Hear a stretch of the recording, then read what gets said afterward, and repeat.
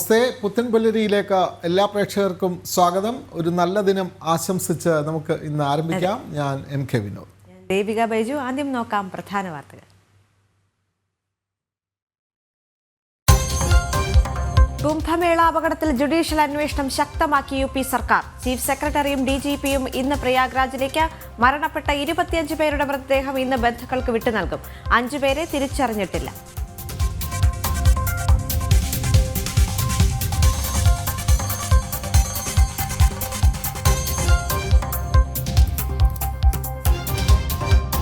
സംസ്ഥാനത്ത് എലിപ്പനി നിയന്ത്രണ വിധേയമല്ലെന്ന് തുറന്ന് സമ്മതിച്ച ആരോഗ്യമന്ത്രി. രോഗബാധയിലും മരണത്തിലും വർധനവ്. ഡെങ്കി കേസുകൾ വർദ്ധിക്കുന്നതായും നിയമസഭയിൽ വീണ ജോർജിന്റെ മറുപടി.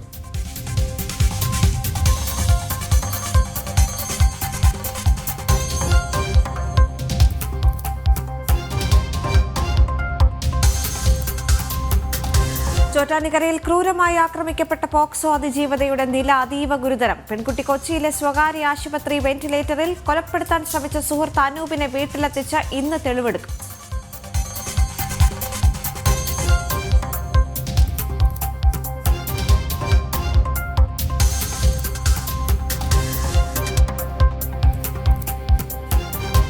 കശുവണ്ടി കോർപ്പറേഷൻ അഴിമതി കേസിലെ പ്രതിയെ വഴിവിട്ട് സഹായിച്ച സംസ്ഥാന സർക്കാർ. കേരള ഖാദി ഗ്രാമവ്യവസായ ബോർഡ് സെക്രട്ടറിയായി തുടരുന്ന KM രതീഷിന് ശമ്പള ഇനത്തിൽ 1.25 ലക്ഷത്തോളം രൂപ നൽകാൻ ഉത്തരവ്.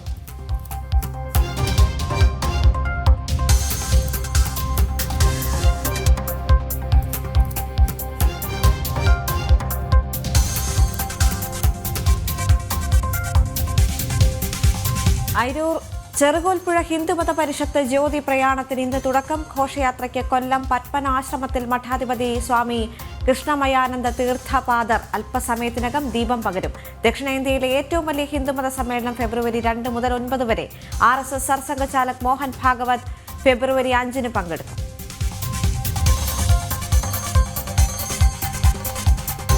ഗ്വാണ്ടനാമോ തടവറ വികസിപ്പിക്കാൻ ട്രംപിന്റെ ഉത്തരവ്. പുതിയ ഭരണകൂടം അറസ്റ്റ് ചെയ്ത 3500ഓളം അനധികൃത കുടിയേറ്റക്കാരെ തടങ്കൽ പാളയത്തിൽ അയക്കാൻ നീക്കം.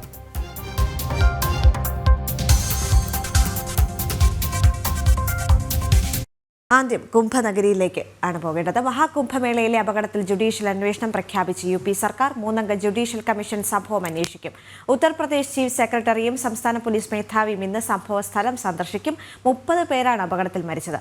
അതേസമയം ഇന്നലെ മാത്രം 7.64 കോടി തീർത്ഥാടകരാണ് പ്രയാഗ്രാജിലേക്ക് എത്തിയത്. നിഖിൽ കുമാർ ചേരുന്നുണ്ട്. നിഖിൽ, വളരെ സങ്കടകരമായ ഒരു കാര്യം തന്നെയായിരുന്നു അവിടെ സംഭവിച്ചത്. 30ഓളം പേർ അവിടെ മരണപ്പെട്ടു, തിക്കിലും തിരക്കിലും പെട്ട് എന്ന് മനസ്സിലാക്കാൻ സാധിക്കുന്നുണ്ട്. എന്നാൽ കൃത്യമായ സംവിധാനങ്ങൾ ചിട്ടയോടുകൂടി അവിടെ ഒരുക്കിയിരുന്നു എന്നുള്ള കാര്യം നമ്മൾ എടുത്തു പറയേണ്ട ഒരു ആവശ്യമുണ്ട്. ഈ അപകടത്തിലേക്ക് നയിച്ച കാരണങ്ങളും കാര്യങ്ങളും ഇപ്പോൾ കൂടുതൽ വ്യക്തമായിട്ടുണ്ടാകുമല്ലോ. ഇന്ന് അതിൽ 5 പേരുടെ ഒഴിച്ച് ബാക്കി 25 പേരുടെ മൃതദേഹങ്ങൾ ബന്ധുക്കൾക്ക് വിട്ടു നൽകുകയല്ലേ? തീർച്ചയായും ദേവിക, അതായത് ഈ 30 പേരുടെ മരണത്തിനിടയാക്കിയ ഈ ഒരു അപകടം, അതിന്റെ കാരണം ഇന്നലെ പ്രാഥമികമായി ഉത്തർപ്രദേശ് പോലീസ് സർക്കാരിന് ലഭ്യമായ അല്ലെങ്കിൽ ആ വിവരങ്ങൾ വെച്ചുള്ള പ്രാഥമിക നിഗമനം ഇത് തിക്കും തിരക്കുമാണ്. കാരണം ക്രമാതീതമായി ആ ഒരു തീർത്ഥാടകരുടെ തിരക്കുണ്ടാവുന്നു. ഇന്നലെ തന്നെ നമ്മൾ പറഞ്ഞൊരു കാര്യമുണ്ട്. അതായത് ഇന്നലെ ഒരു 4 കോടിക്കടുത്ത് തീർത്ഥാടകരെ മാത്രമാണ് ഉത്തർപ്രദേശ് സർക്കാർ അല്ലെങ്കിൽ അധികൃതർ പ്രതീക്ഷിച്ചത് ഇവിടേക്ക് എത്തി കുംഭനഗരിയിലേക്ക് കുംഭമേളയ്ക്ക് വേണ്ടി എത്തുന്നത്. പക്ഷേ ഇന്നലെ മൗനി അമാവാസി ദിനമായ ഇന്നലെ അമൃത സ്നാനത്തിന് വേണ്ടി തീർത്ഥാടകർ വലിയൊരു ഒഴുക്ക് തന്നെ ഉണ്ടാവുന്നു. ഇന്നലത്തെ കണക്ക് പ്രകാരം, ഇന്നലെ രാത്രി വരെയുള്ള കണക്ക് പ്രകാരം 7 കോടിക്ക് മുകളിൽ 7.5 കോടിയോളം തീർത്ഥാടകർ ഇന്നലെ മാത്രം ഇവിടെ സ്നാനത്തിന് വേണ്ടി എത്തിയിട്ടുണ്ട് എന്നുള്ളതാണ് കണക്കുകൾ. അതോടൊപ്പം തന്നെ കഴിഞ്ഞ 2 ദിവസങ്ങളിലായി ഇവിടേക്ക് എത്തിയ തീർത്ഥാടകരിൽ പലരും തിരിച്ച് മടങ്ങിയിരുന്നില്ല. അവർ പലരും ഇവിടെ പല സ്ഥലങ്ങളിലായി തമ്പടിക്ക് ടെന്റ് അടക്കം കൊണ്ടുവന്ന് താമസിക്കുന്നു. വഴിയിലടക്കം അവർ ഇവിടെ ടെന്റ് അടക്കം കൊണ്ടുവന്ന് താമസിക്കുന്ന ഒരു കാഴ്ചയുണ്ട്. അതായത് കഴിഞ്ഞ 2 ദിവസമായി എത്തിയ തീർത്ഥാടകരടക്കം അവർ ഇവിടെ തന്നെ നിൽക്കുന്ന ഒരു കാഴ്ച. അങ്ങനെ തീർത്ഥാടകരുടെ വലിയൊരു തിരക്കുണ്ടാകുന്നു. പോലീസിന്റെ ഒരു അനുമാന പ്രകാരമാണെങ്കിൽ പുലർച്ചെ 2 മണിയോടുകൂടി ആ ഒരു സ്നാനത്തിൽ, അതായത് അമൃത സ്നാനത്തിൽ, ആ പുലർച്ചെയുള്ള സമയത്ത് തന്നെ സ്നാനം ചെയ്യുക എന്ന ആ ഒരു ഉദ്ദേശത്തോടു കൂടി തീർത്ഥാടകർ അവിടേക്ക് ഒഴുകിയെത്തുന്നു. അപ്പോൾ ഒരു തിക്കും തിരക്കും ഉണ്ടാകുന്നു. അതാണ് ഈ ഒരു അപകടത്തിന് പ്രധാനമായും കാരണമായതെന്നാണ് പോലീസിന്റെ പ്രാഥമികമായ ഒരു നിഗമനം.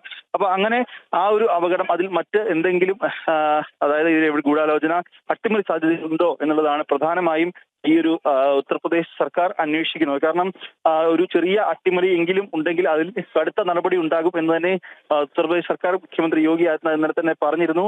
അദ്ദേഹം തന്നെയാണ് നേരിട്ട് ജുഡീഷ്യൽ കമ്മീഷനെ 3 അംഗ ജുഡീഷ്യൽ കമ്മീഷനെ നിയമിച്ചുകൊണ്ട് അദ്ദേഹം തന്നെയാണ് ഇന്നലെ വൈകുന്നേരം മാധ്യമങ്ങളെ നേരിട്ട് അദ്ദേഹം കണ്ട് മാധ്യമങ്ങളോട് അദ്ദേഹം തന്നെയാണ് ഇക്കാര്യം വ്യക്തമാക്കിയത്. ഈ ഒരു സംഭവം 3 അംഗ ജുഡീഷ്യൽ കമ്മീഷൻ അന്വേഷിക്കും എന്ന് യോഗി പറയുകയുണ്ട്. ഒപ്പം തന്നെ ഇന്നിപ്പോൾ ഉത്തർപ്രദേശ് ചീഫ് സെക്രട്ടറിയും സംസ്ഥാന പോലീസ് മേധാവിയും ഇവിടെ എത്തുന്നുണ്ട്. അവർ ഈ ഒരു സംഭവവുമായി ബന്ധപ്പെട്ട അന്വേഷണം അവർ നടത്തുന്നുണ്ട്. എന്തായാലും കൃത്യമായ അന്വേഷണം നടത്തുന്നതിന് ഉപരി തന്നെ ഇന്നലെ ആദ്യം സർക്കാരിന്റെ പ്രഥമ പരിഗണന ഈ ഒരു പരിക്കേറ്റ ആളുകളെ അവരുടെ ജീവൻ രക്ഷിക്കുക, ഒപ്പം തന്നെ ഇവിടെ മറ്റ് പ്രശ്നങ്ങൾ ഉണ്ടാകാതിരിക്കാൻ വേണ്ടിയുള്ള മുൻകരുതൽ സ്വീകരിക്കുക എന്നീ 2 കാര്യങ്ങൾക്കായിരുന്നു ഇന്നലെ ഉത്തർപ്രദേശ് സർക്കാർ മുൻകൈ നൽകിയിരുന്നത്. അതിൽ തന്നെ ആണ്, അതായത് തുടക്കം അപ്പോൾ തന്നെ നിമിഷ നേരങ്ങൾക്കുള്ളിൽ തന്നെ പരമാവധി നിയന്ത്രണങ്ങൾ ഏർപ്പെടുത്തുക, പരമാവധി ആളുകളെ പ്രധാനമായും ആളുകൾ തിരക്കുള്ള സ്ഥലത്തേക്ക് എത്തുന്നതിന് പകരം അവിടെ ബാരിക്കേഡ് വെച്ച് തടയുന്നു, പ്രധാനമായ പാലങ്ങളെല്ലാം ക്ലോസ് ചെയ്ത് ആളുകളുടെ തിരക്ക് നിയന്ത്രിക്കാനുള്ള സംവിധാനങ്ങൾ രാവിലെ തന്നെ പുലർച്ചെ തന്നെ ഈ 2 മണിക്ക് ശേഷം 2 മണിയോടുകൂടി നടന്ന അപകടം നടന്ന മിനിറ്റുകൾക്കുള്ളിൽ തന്നെ അങ്ങനെ നിയന്ത്രണങ്ങൾ ഏർപ്പെടുത്തിക്കൊണ്ട് മറ്റൊരു വലിയ അപകടത്തിലേക്ക് പോവുകയോ മറ്റൊരു വലിയ സംഭവത്തിലേക്ക് പോകുന്നതോ തടയാൻ സർക്കാരിന് എന്തായാലും സാധിച്ചിട്ടുണ്ട്. മറ്റൊരു കാര്യം ദേവിക പറഞ്ഞതുപോലെ ഈ മരിച്ച 30 പേരിൽ 25 പേരെയാണ് നിലവിൽ തിരിച്ചറിയാൻ സാധിച്ചത് എന്നാണ് ഇന്നലെ ഉത്തർപ്രദേശ് DIG വ്യക്തമാക്കിയിട്ടുള്ളത്. ഈ ഒരു 25 പേർ അവർ കർണാടക, ഗുജറാത്ത്, അസം സ്വദേശികളാണ് എന്നാണ് അദ്ദേഹം പറഞ്ഞത്. അവരെ ഈ തിരിച്ചറിഞ്ഞവരുടെ മൃതദേഹങ്ങൾ ബന്ധുക്കൾക്ക് ഇന്ന് തന്നെ കൈമാറും എന്നാണ് അറിയാൻ സാധിക്കുന്നത്. മറ്റുള്ള 5 പേരെ തിരിച്ചറിഞ്ഞിട്ടില്ല. അവർക്ക് അതിനുവേണ്ടിയുള്ള നടപടിക്രമങ്ങൾ പുരോഗമിക്കുന്നു. ഒപ്പം തന്നെ പിന്നീടൊരു 36 പേർ കൂടി നിലവിൽ ആശുപത്രിയിൽ തുടരുന്നുണ്ട്. അതിൽ ആരുടെയും നില അതീവ ഗുരുതരമല്ല എന്നാണ് അറിയാൻ സാധിക്കുന്നത്. എന്തായാലും ദേവിക, അതേപോലെ തന്നെ നിഖിൽ, ഈ മരിച്ചവരുടെ കുടുംബത്തിന് സാമ്പത്തിക സഹായം അടക്കമുള്ള കാര്യങ്ങളിലേക്ക് സർക്കാർ അത്തരത്തിലുള്ള ആലോചനയിലേക്ക് നീങ്ങിയിട്ടുണ്ടോ? നമുക്കറിയാം ഉത്തർപ്രദേശ് സർക്കാർ കൃത്യമായി ഇക്കാര്യത്തിൽ ഇടപെട്ടു എന്നുള്ളതാണ്. കോടിക്കണക്കിന് ഭക്തർ അങ്ങോട്ടേക്ക് എത്തുന്നു. പ്രതീക്ഷിച്ചതിലും ഇരട്ടിയോളം ആളുകൾ ഈ പ്രയാഗ്രാജിലേക്ക് എത്തിയത് കൊണ്ട് തന്നെയല്ല ഇത്തരത്തിലൊരു അപകടത്തിന് ഒരു സാധ്യത അവിടെ ഉണ്ടായത്. കാരണം കോടിക്കണക്കിന് ആളുകളെ നിയന്ത്രിക്കുന്നതിന് കൃത്യമായ എല്ലാ പദ്ധതികളും അവിടെ ആവിഷ്കരിച്ചിരുന്നു. പക്ഷേ പ്രതീക്ഷിച്ചതിലുമൊക്കെ ഇരട്ടി ആളുകൾ അങ്ങോട്ടേക്ക് ഒരേ സമയം വന്നതല്ലേ ഇത്തരത്തിലൊരു അപകടത്തിന് കാരണമായത് നിഖിൽ?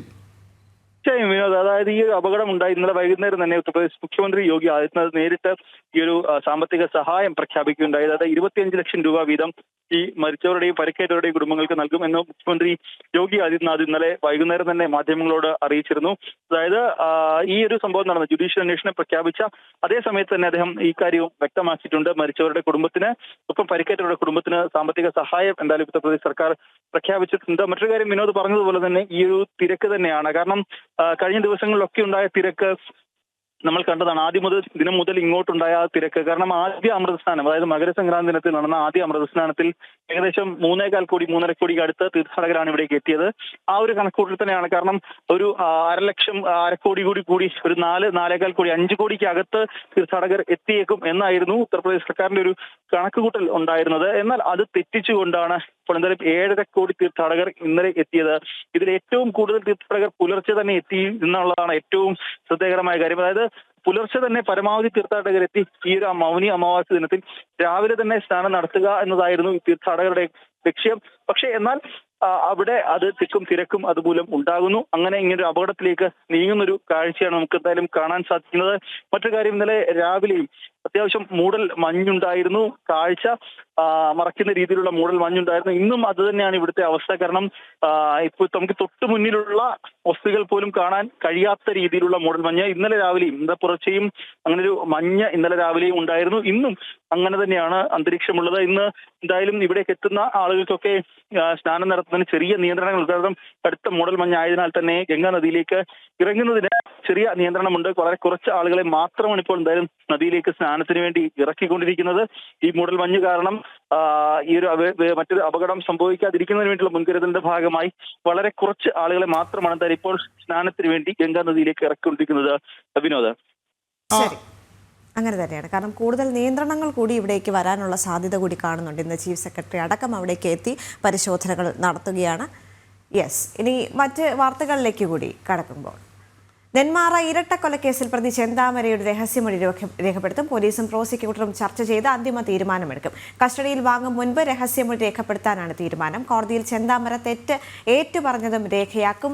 അരുൺ ആലത്തൂർ ചേരുന്നുണ്ട്. അരുൺ, ഇന്നാണ് ചെന്താമരയുടെ രഹസ്യമൊഴി രേഖപ്പെടുത്തുന്നത്. മറ്റ് വിവരങ്ങൾ എന്തൊക്കെയാണ്?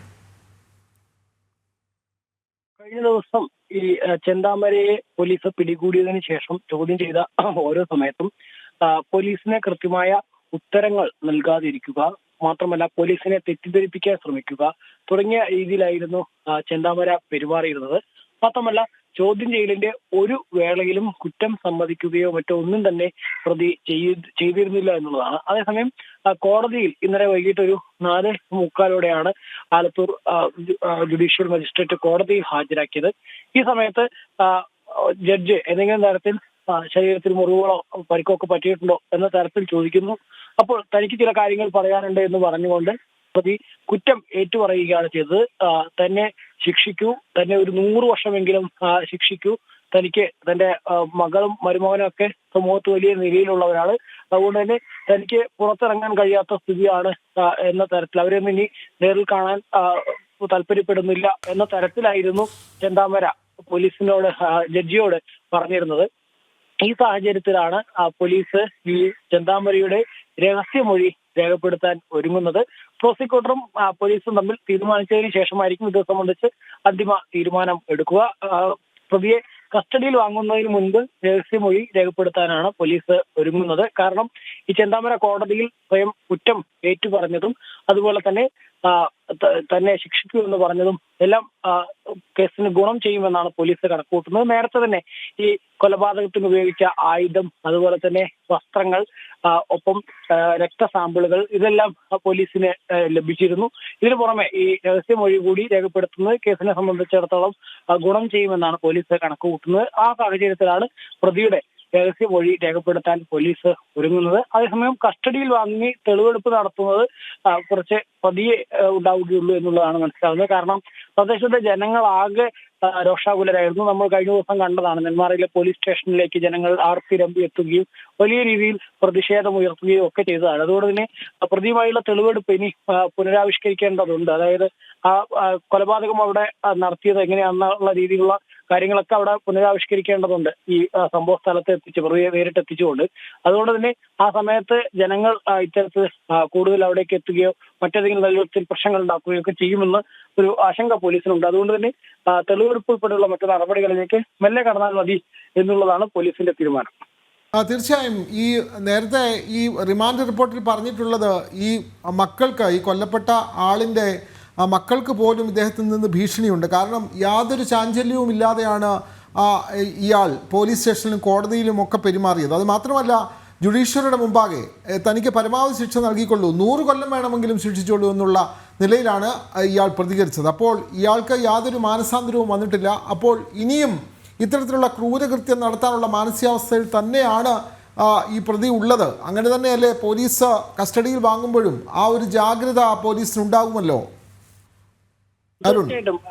തീർച്ചയായിട്ടും പോലീസ് അത്തരത്തിൽ ഉള്ള മുൻകരുതലുകൾ കൂടി സ്വീകരിക്കുന്നുണ്ട് എന്നുള്ളതാണ് നമുക്ക് മനസ്സിലാക്കാൻ സാധിക്കുന്നത്. അതുകൊണ്ട് തന്നെയാണ് നമുക്കറിയാം, സാധാരണ എല്ലാ കേസുകളിലും പോലീസ് പ്രതികളെ കോടതി റിമാൻഡ് ചെയ്തു കഴിഞ്ഞാൽ എത്രയും പെട്ടെന്ന് കസ്റ്റഡിയിൽ വാങ്ങി തെളിവെടുപ്പും മറ്റ് നടപടികളൊക്കെ പൂർത്തീകരിക്കുകയാണ് പതിവ്. പക്ഷെ ഇവിടെ അത്തരത്തിലല്ല. മറ്റ് സാഹചര്യങ്ങളെല്ലാം പരിശോധിച്ചതിന് ശേഷം മറ്റ് നടപടികളിലേക്ക് കടന്നാൽ മതി എന്നുള്ള തീരുമാനം തന്നെയാണ് പോലീസിനെ സംബന്ധിച്ചിടത്തോളം ഉള്ളത്. അതായത് നേരത്തെ പറഞ്ഞ തെളിവുകൾ പോലീസിന് നേരത്തെ തന്നെ ഇപ്പോൾ ലഭിച്ചിട്ടുണ്ട്. അതായത് ഈ കൊലപാതകത്തിന് ഉപയോഗിച്ച ആയുധമാണെങ്കിലും രക്തസാമ്പിളുകളാണെങ്കിലും ഒപ്പം വസ്ത്രങ്ങളാണെങ്കിലും ഒക്കെ പോലീസിന് ലഭിച്ചിട്ടുണ്ട്. ഇനി പോലീസിന്റെ മുൻപിൽ ഉള്ളത് തെളിവെടുപ്പാണ്. അതിനു മുൻപായിട്ടാണ് പോലീസ് പ്രതീക്ഷിക്കാതെ ഈ പ്രതി കോടതിയിൽ മജിസ്ട്രേറ്റിന് മുന്നിൽ ഇത്തരത്തിൽ സ്വയം കുറ്റം സമ്മതിക്കുകയും മറ്റുമൊക്കെ ചെയ്തിരിക്കുന്നത്. ഈ സാഹചര്യത്തിൽ നേരത്തെ പോലീസിന്റെ ചോദ്യം ചെയ്യലിൽ ഒരിടത്തും കുറ്റം സമ്മതിക്കാത്ത പ്രതിയാണ്, അല്ലെങ്കിൽ പോലീസിനെ പലതരത്തിലുള്ള കാര്യങ്ങൾ പറഞ്ഞ് തെറ്റിദ്ധരിപ്പിക്കാൻ ശ്രമിക്കുന്ന, അല്ലെങ്കിൽ അത്തരത്തിൽ പോലീസിനോട് ഒന്നും വിട്ടുപറയാതിരുന്ന പ്രതിയാണ് ജഡ്ജിക്ക് മുൻപാകെ കുറ്റമേറ്റു പറയുകയും തന്നെ 100 വർഷമെങ്കിലും ശിക്ഷിക്കൂ, തന്റെ മകളെയും മരുമകനെയും ഒന്നും ഇനി നേരിൽ കാണാൻ പറ്റില്ല എന്ന തരത്തിലൊക്കെ പറഞ്ഞിരിക്കുന്നത്. അതുകൊണ്ട് തന്നെ ഇനി പ്രതിയെ ഈ രഹസ്യമൊഴി രേഖപ്പെടുത്തുക എന്നുള്ളതാണ് അത്തരത്തിൽ ഈ കോടതിയിൽ പറഞ്ഞ കാര്യങ്ങൾ. അത് കൂടുതൽ ഗുണകരമായ കേസിനെ എങ്ങനെയാണ് അതിനെ ചെയ്യുക എന്നുള്ളത് കൊണ്ട് തന്നെ അത് രഹസ്യമൊഴി കൂടെ രേഖപ്പെടുത്തുമ്പോൾ കേസിന് അതേറെ ഗുണം ചെയ്യുമെന്നാണ് പോലീസിന്റെ കണക്കുകൂട്ടൽ.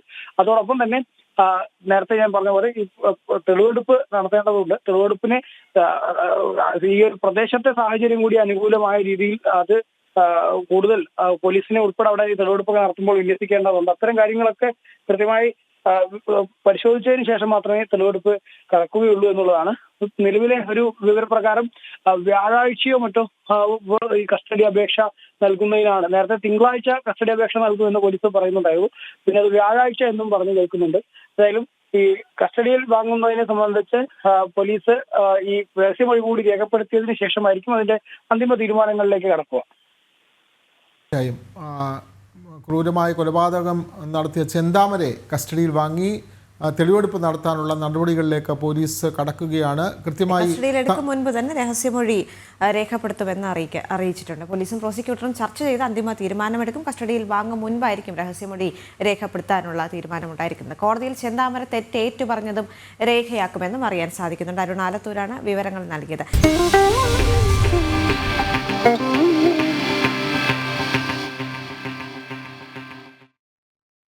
സംസ്ഥാനത്ത് എലിപ്പനി വർദ്ധിക്കുന്നു എന്നുള്ള കാര്യം നിയമസഭയിൽ ആരോഗ്യമന്ത്രി വീണ ജോർജ് സമ്മതിച്ചിട്ടുണ്ട്. എലിപ്പനി നിയന്ത്രണ വിധേയമല്ലെന്ന് തുറന്ന് സമ്മതിക്കുകയാണ് ആരോഗ്യമന്ത്രി. രോഗബാധയിലും മരണത്തിലും വർധനവുണ്ട്. ഡെങ്കി കേസുകൾ വർദ്ധിക്കുന്നതായും നിയമസഭയിൽ മന്ത്രിയുടെ മറുപടി. നിയമസഭയിൽ 4ഓളം MLA-മാരുടെ ചോദ്യങ്ങൾക്ക് മറുപടിയായാണ് സംസ്ഥാനത്തെ ഗുരുതരാരോഗ്യ സാഹചര്യം ആരോഗ്യമന്ത്രി വീണ ജോർജ് തുറന്ന് സമ്മതിക്കുന്നത്. എലിപ്പനി രോഗബാധിതരുടെ എണ്ണത്തിലും മരണനിരക്കിലും വർധനവുണ്ടെന്നാണ് മന്ത്രിയുടെ ഏറ്റുപറച്ചിൽ. ഡെങ്കിപ്പനി കേസുകളിൽ വർധനവുണ്ടെന്നും മന്ത്രിയുടെ മറുപടിയിൽ പറയുന്നു.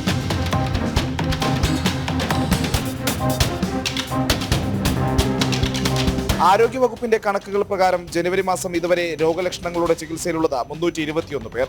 ഇതിൽ 214 പേർക്കും രോഗം സ്ഥിരീകരിച്ചു. സംശയിക്കുന്ന 25 മരണങ്ങളിൽ 15 എണ്ണവും എലിപ്പനി മൂലമാണെന്ന് സ്ഥിരീകരിച്ചിട്ടുണ്ട്. ഡെങ്കി കണക്കുകളും ആശങ്കയുയർത്തുന്നു. 2155 കേസുകളിൽ 671 പേർക്കും ഡെങ്കി സ്ഥിരീകരിച്ചിട്ടുണ്ട്.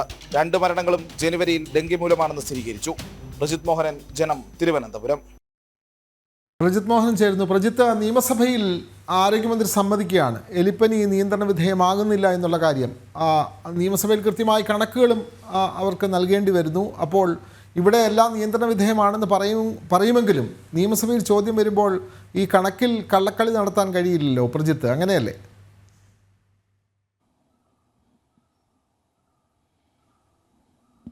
അങ്ങനെ തന്നെയാണ് വിനോദ്. കാരണം തുറന്ന് സമ്മതിക്കേണ്ടി വരും ഈ ഏതൊക്കെ രീതിയിൽ അസുഖങ്ങൾ സംസ്ഥാനത്ത് പടർന്നു പിടിക്കുന്നു എന്നുള്ളത്, എന്തൊക്കെ കാരണങ്ങൾ കൊണ്ടാണ് ആ അസുഖങ്ങൾ പടർന്നു പിടിക്കുന്നത് എന്നുള്ളത്, സർക്കാരിൻ്റെ ഏതൊക്കെ വീഴ്ചകൾ ഇത്തരത്തിലുള്ള രോഗവ്യാപനത്തിന് കാരണമായിട്ടുണ്ട് എന്നുള്ളതും അത്തരത്തിലുള്ള ശ്രദ്ധയിൽപ്പെടും എന്നുള്ള കാര്യത്തിൽ തർക്കമില്ല. പ്രത്യേകിച്ച് സംസ്ഥാനത്ത് പകർച്ചവ്യാധികളും രോഗങ്ങളും വീണ്ടും വർദ്ധിക്കുന്നു എന്നുള്ളതിന് തെളിവാണ്. നിയമസഭയിൽ ആരോഗ്യമന്ത്രി തന്നെ സമ്മതിക്കുന്നു. അതിലേറ്റവും അപകടകരമായി നമ്മൾ കാണേണ്ടത് ഈ എലിപ്പനിയിൽ ഉണ്ടാകുന്ന വർധനവും അതോടൊപ്പം തന്നെ അത് സംബന്ധിച്ച മരണങ്ങൾ കൂടി വരുന്ന ഒരു സാഹചര്യവുമാണ്. അത് നിയമസഭയിൽ തന്നെ ആരോഗ്യമന്ത്രി തുറന്നു സമ്മതിക്കുന്നു. സംസ്ഥാനത്ത് എലിപ്പനി കേസുകളിൽ അസാധാരണമാം വിധം ഒരു വർധനവുണ്ട്. സംസ്ഥാനത്ത് എലിപ്പനി നിയന്ത്രണ വിധേയമല്ല എന്ന് തുറന്ന് സമ്മതിച്ചിരിക്കുകയാണ് ആരോഗ്യമന്ത്രി. രോഗബാധയിലും മരണത്തിലും വർധനവുണ്ട്. ഡെങ്കി കേസുകൾ വർദ്ധിക്കുന്നതായും നിയമസഭയിൽ മറുപടി പറഞ്ഞിട്ടുണ്ട്.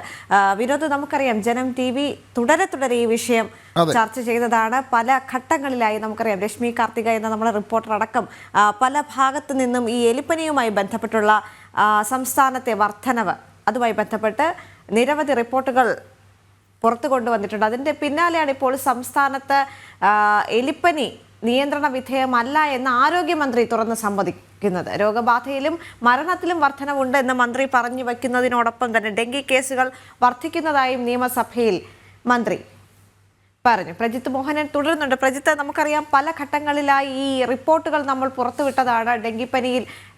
എലിപ്പനിയിൽ വളരെയധികം വർധനവുണ്ട് സംസ്ഥാനത്ത് എന്ന് പറഞ്ഞിട്ടുണ്ട്. ഡെങ്കി കേസുകൾ വർദ്ധിക്കുന്ന ഒരു സാഹചര്യമുണ്ട്. മരണങ്ങൾ ഇതുമായി ബന്ധപ്പെട്ട് കൂടുന്നുണ്ട് എന്നിങ്ങനെ നിരവധി റിപ്പോർട്ടുകൾ നമ്മൾ പുറത്തേക്ക് വിട്ടൊരു സാഹചര്യമുണ്ട്. അതിന് പിന്നാലെ ഇപ്പോൾ ഈ ഒരു വിഷയം തുറന്ന് സമ്മതിച്ചിരിക്കുകയാണ് മന്ത്രി നിയമസഭയിൽ, അല്ലേ?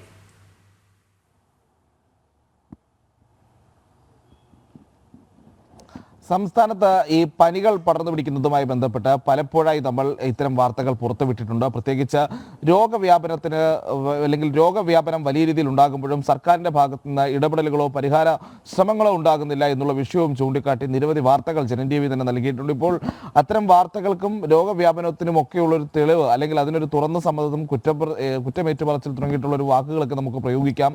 ആരോഗ്യമന്ത്രി നിയമസഭയിൽ കൃത്യമായി മറുപടി പറഞ്ഞിരിക്കുകയാണ്. സംസ്ഥാനത്ത് എലിപ്പനി കേസുകളിൽ വലിയ വർധനവുണ്ടാക്കുന്നു, അതോടൊപ്പം തന്നെ മരണങ്ങളിലും വലിയ വർധനവുണ്ടാകുന്നു എന്നുള്ളൊരു സാഹചര്യം അത് തുറന്ന് സമ്മതിക്കുന്നു എന്നുള്ളതാണ്. ഈ കണക്കുകളിലേക്ക് നമ്മൾ വരികയാണെങ്കിൽ ആരോഗ്യവകുപ്പ് പുറത്തുവിട്ട ജനുവരി മാസത്തെ കണക്ക് പ്രകാരം ഏതാണ്ട് ഇതുവരെ ചികിത്സയിലുള്ളത് ജനുവരി മാസം മാത്രം 321 പേരാണ് ഈ എലിപ്പനി രോഗലക്ഷണങ്ങളുമായി ചികിത്സയിലുള്ളത്. ഇതിൽ 214 പേർക്കും രോഗം സ്ഥിരീകരിച്ചിട്ടുണ്ട്. ഒപ്പം ഇതുവരെ സംശയിക്കുന്ന എലിപ്പനി ബാധ മൂലമാണെന്ന് സംശയിക്കുന്ന 25 മരണങ്ങളിൽ 15 എണ്ണവും അത് എലിപ്പനി രോഗം വന്നുള്ള മരണങ്ങളാണെന്നും സ്ഥിരീകരിച്ചിട്ടുണ്ട്. അങ്ങനെ സംസ്ഥാനത്ത് വീണ്ടും ഒരു ഗുരുതര ആരോഗ്യ സാഹചര്യം ഉണ്ട് എന്നുള്ള കാര്യം തുറന്ന് സമ്മതിക്കുകയാണ് ആരോഗ്യവകുപ്പ് മന്ത്രി. ഇതിന് കാരണമായേക്കാവുന്ന വീഴ്ചകൾ എന്തൊക്കെയാണ് എന്നുള്ള കാര്യത്തിൽ കൂടി കുറച്ച് വ്യക്തത സർക്കാർ വരുത്തേണ്ടതുണ്ട്. പ്രത്യേകിച്ച് നേരത്തെ തന്നെ നമ്മൾ ചർച്ച ചെയ്തതാണ്. കഴിഞ്ഞ മഴക്കാലത്തൊക്കെ ഈ മഴക്കാലപൂർവ്വ ശുചീകരണം അടക്കമുള്ള കാര്യങ്ങളിൽ വലിയ പാളിച്ചയുണ്ടായിരുന്നു, മാലിന്യ നീക്കം അടക്കമുള്ള കാര്യങ്ങളിൽ വലിയ പാളിച്ചയുണ്ടായിരുന്നു. അതിന് തദ്ദേശ സ്ഥാപനങ്ങൾക്ക് കൃത്യമായി ഫണ്ട് നൽകാൻ സർക്കാരിനായില്ല എന്നുള്ളൊരു വിഷയം, സർക്കാരിൻ്റെ ഗുരുതരമായ സാമ്പത്തിക പ്രതിസന്ധി മൂലം തദ്ദേശ സ്ഥാപനങ്ങൾക്കുള്ള ഫണ്ടുകൾ പോലും മുടങ്ങിയ ഒരു സാഹചര്യം ഉണ്ടായിരുന്നു. അപ്പോൾ ഇതെല്ലാം ഇത്തരത്തിലുള്ള ഈ രോഗവ്യാപനത്തിന് കാരണമായി എന്ന് വേണം വിലയിരുത്താൻ. സർക്കാരിൻ്റെ സാമ്പത്തിക പ്രതിസന്ധി, അതിനെ തുടർന്ന് തദ്ദേശ സ്ഥാപനങ്ങൾക്ക് ഫണ്ട് ലഭിക്കാതിരുന്നത്, തുടർന്ന് മഴക്കാല പൂർവ്വ ശുചീകരണം അടക്കമുള്ള പദ്ധതികളും പ്രവൃത്തികളും നടക്കാതെ പോയതൊക്കെ ഇത്തരത്തിൽ ഈ രോഗം പരത്തുന്ന ജീവികളുടെ വർധനവിന് കാരണമായിട്ടുണ്ട് എന്നുള്ളതാണ് യാഥാർത്ഥ്യം. അപ്പോൾ ആ രീതിയിലാണ് ഇപ്പോൾ ഈ രോഗവ്യാപനത്തെ നമ്മൾ എടുത്തു പറയേണ്ടത്. ഡെങ്കി കേസുകളിലും ഇപ്പോൾ ഈ വർധനവ് രേഖപ്പെടുത്തിയിട്ടുണ്ട് എന്നുള്ളതും ആരോഗ്യമന്ത്രി നിയമസഭയിൽ നൽകിയ മറുപടിയിൽ വ്യക്തമായി പറയുന്നുണ്ട്. ഇതിനെയൊക്കെ പ്രതിരോധിക്കാനുള്ള നടപടിക്രമങ്ങളുമായി സർക്കാരും ആരോഗ്യവകുപ്പും മുന്നോട്ട് പോകുന്നു എന്നുള്ളതുമാണ് ആരോഗ്യമന്ത്രി പറയുന്നത്. ഡെങ്കി കേസുകളുടെ ഒരു കണക്ക് എന്താണെന്ന് നോക്കുമ്പോൾ 2155 കേസുകളാണ് ജനുവരി മാസം മാത്രം ഇതുവരെ സർക്കാർ രേഖപ്പെടുത്തിയിട്ടുള്ളത്. ഇത് 28 തീയതി വരെയുള്ള കണക്കുകൾ പ്രകാരമാണ്. അതിൽ 671 പേർക്കും ഡെങ്കി സ്ഥിരീകരിച്ചു. 2 മരണങ്ങളും ഡെങ്കി മൂലം ഉണ്ടായിട്ടുണ്ട് എന്നുള്ളത് സംസ്ഥാന ആരോഗ്യ വകുപ്പിൻ്റെ ഔദ്യോഗിക കണക്കുകൾ പ്രകാരം വ്യക്തമാക്കിയിട്ടുണ്ട്. എന്തായാലും ആരോഗ്യ അവസ്ഥ അല്പം മോശമായി തുടരുന്നു എന്നുള്ളത് തന്നെയാണ് ആരോഗ്യമന്ത്രിയുടെ നിയമസഭയിലെ ഈ മറുപടിയിൽ നിന്ന് വ്യക്തമാക്കുന്നത്.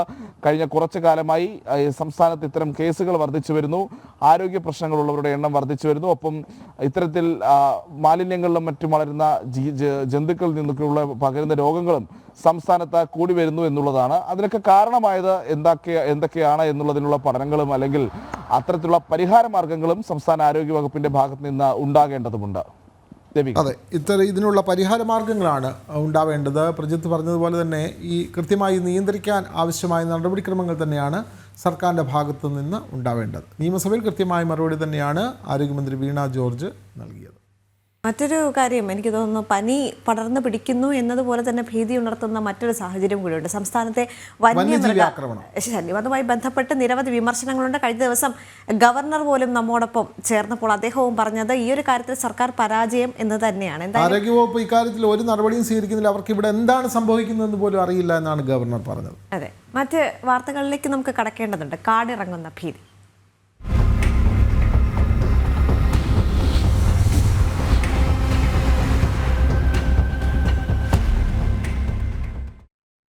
കടുവാപ്പേടിയിലായ വയനാട് പഞ്ചാരക്കൊല്ലി ഉറങ്ങാതെ നേരം വെളുപ്പിച്ചത് 5 ദിവസമാണ്. ഒടുവിൽ രാധ എന്ന വീട്ടമ്മയെ കൊന്ന കടുവയെ പിടികൂടിയപ്പോൾ ആശ്വാസവും.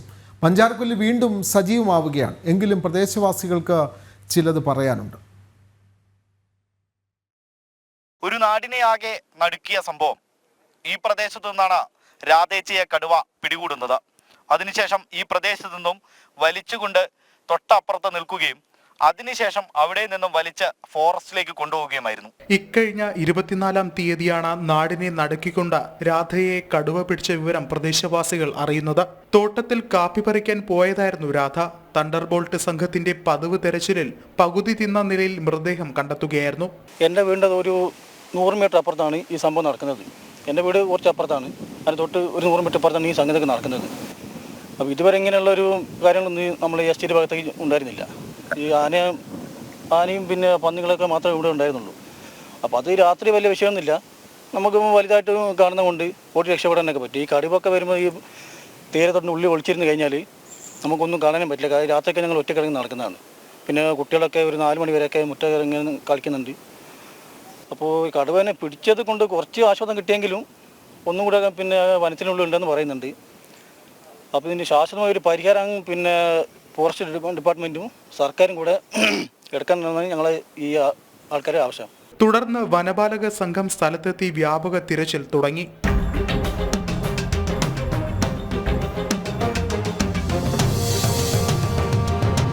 ഒടുവിൽ രാധയുടെ മൃതദേഹം വീട്ടുവളപ്പിൽ സംസ്കരിച്ചു. കടുവയെ പിടികൂടാനായി സ്ഥലത്ത് കൂടുകൾ എത്തിച്ചു, ക്യാമറകൾ എത്തിച്ചു, ഉന്നത ഉദ്യോഗസ്ഥരും സ്ഥലത്തെത്തി. എന്നാൽ കടുവയെ വെടിവെച്ച് കൊല്ലണമെന്നായിരുന്നു നാട്ടുകാരുടെ ആവശ്യം. ആവശ്യമുന്നയിച്ച നാട്ടുകാർ വനംവകുപ്പിന്റെ താൽക്കാലിക ബേസ് ക്യാമ്പിലേക്ക് തള്ളിക്കയറി. രാധയുടെ വീട്ടിലെത്തിയ വനം മന്ത്രിക്ക് നേരെയും പ്രതിഷേധം ഇരമ്പി.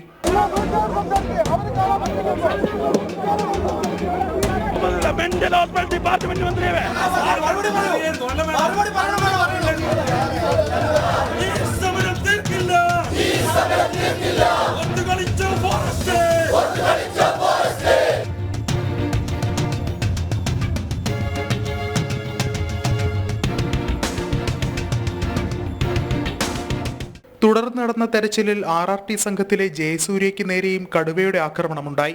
ഒടുവിൽ കടുവയെ നരഭോജിയായി പ്രഖ്യാപിച്ചു. പിറ്റേ ദിവസമാണ് കടുവയെ ചത്ത നിലയിൽ കണ്ടെത്തുന്നത്.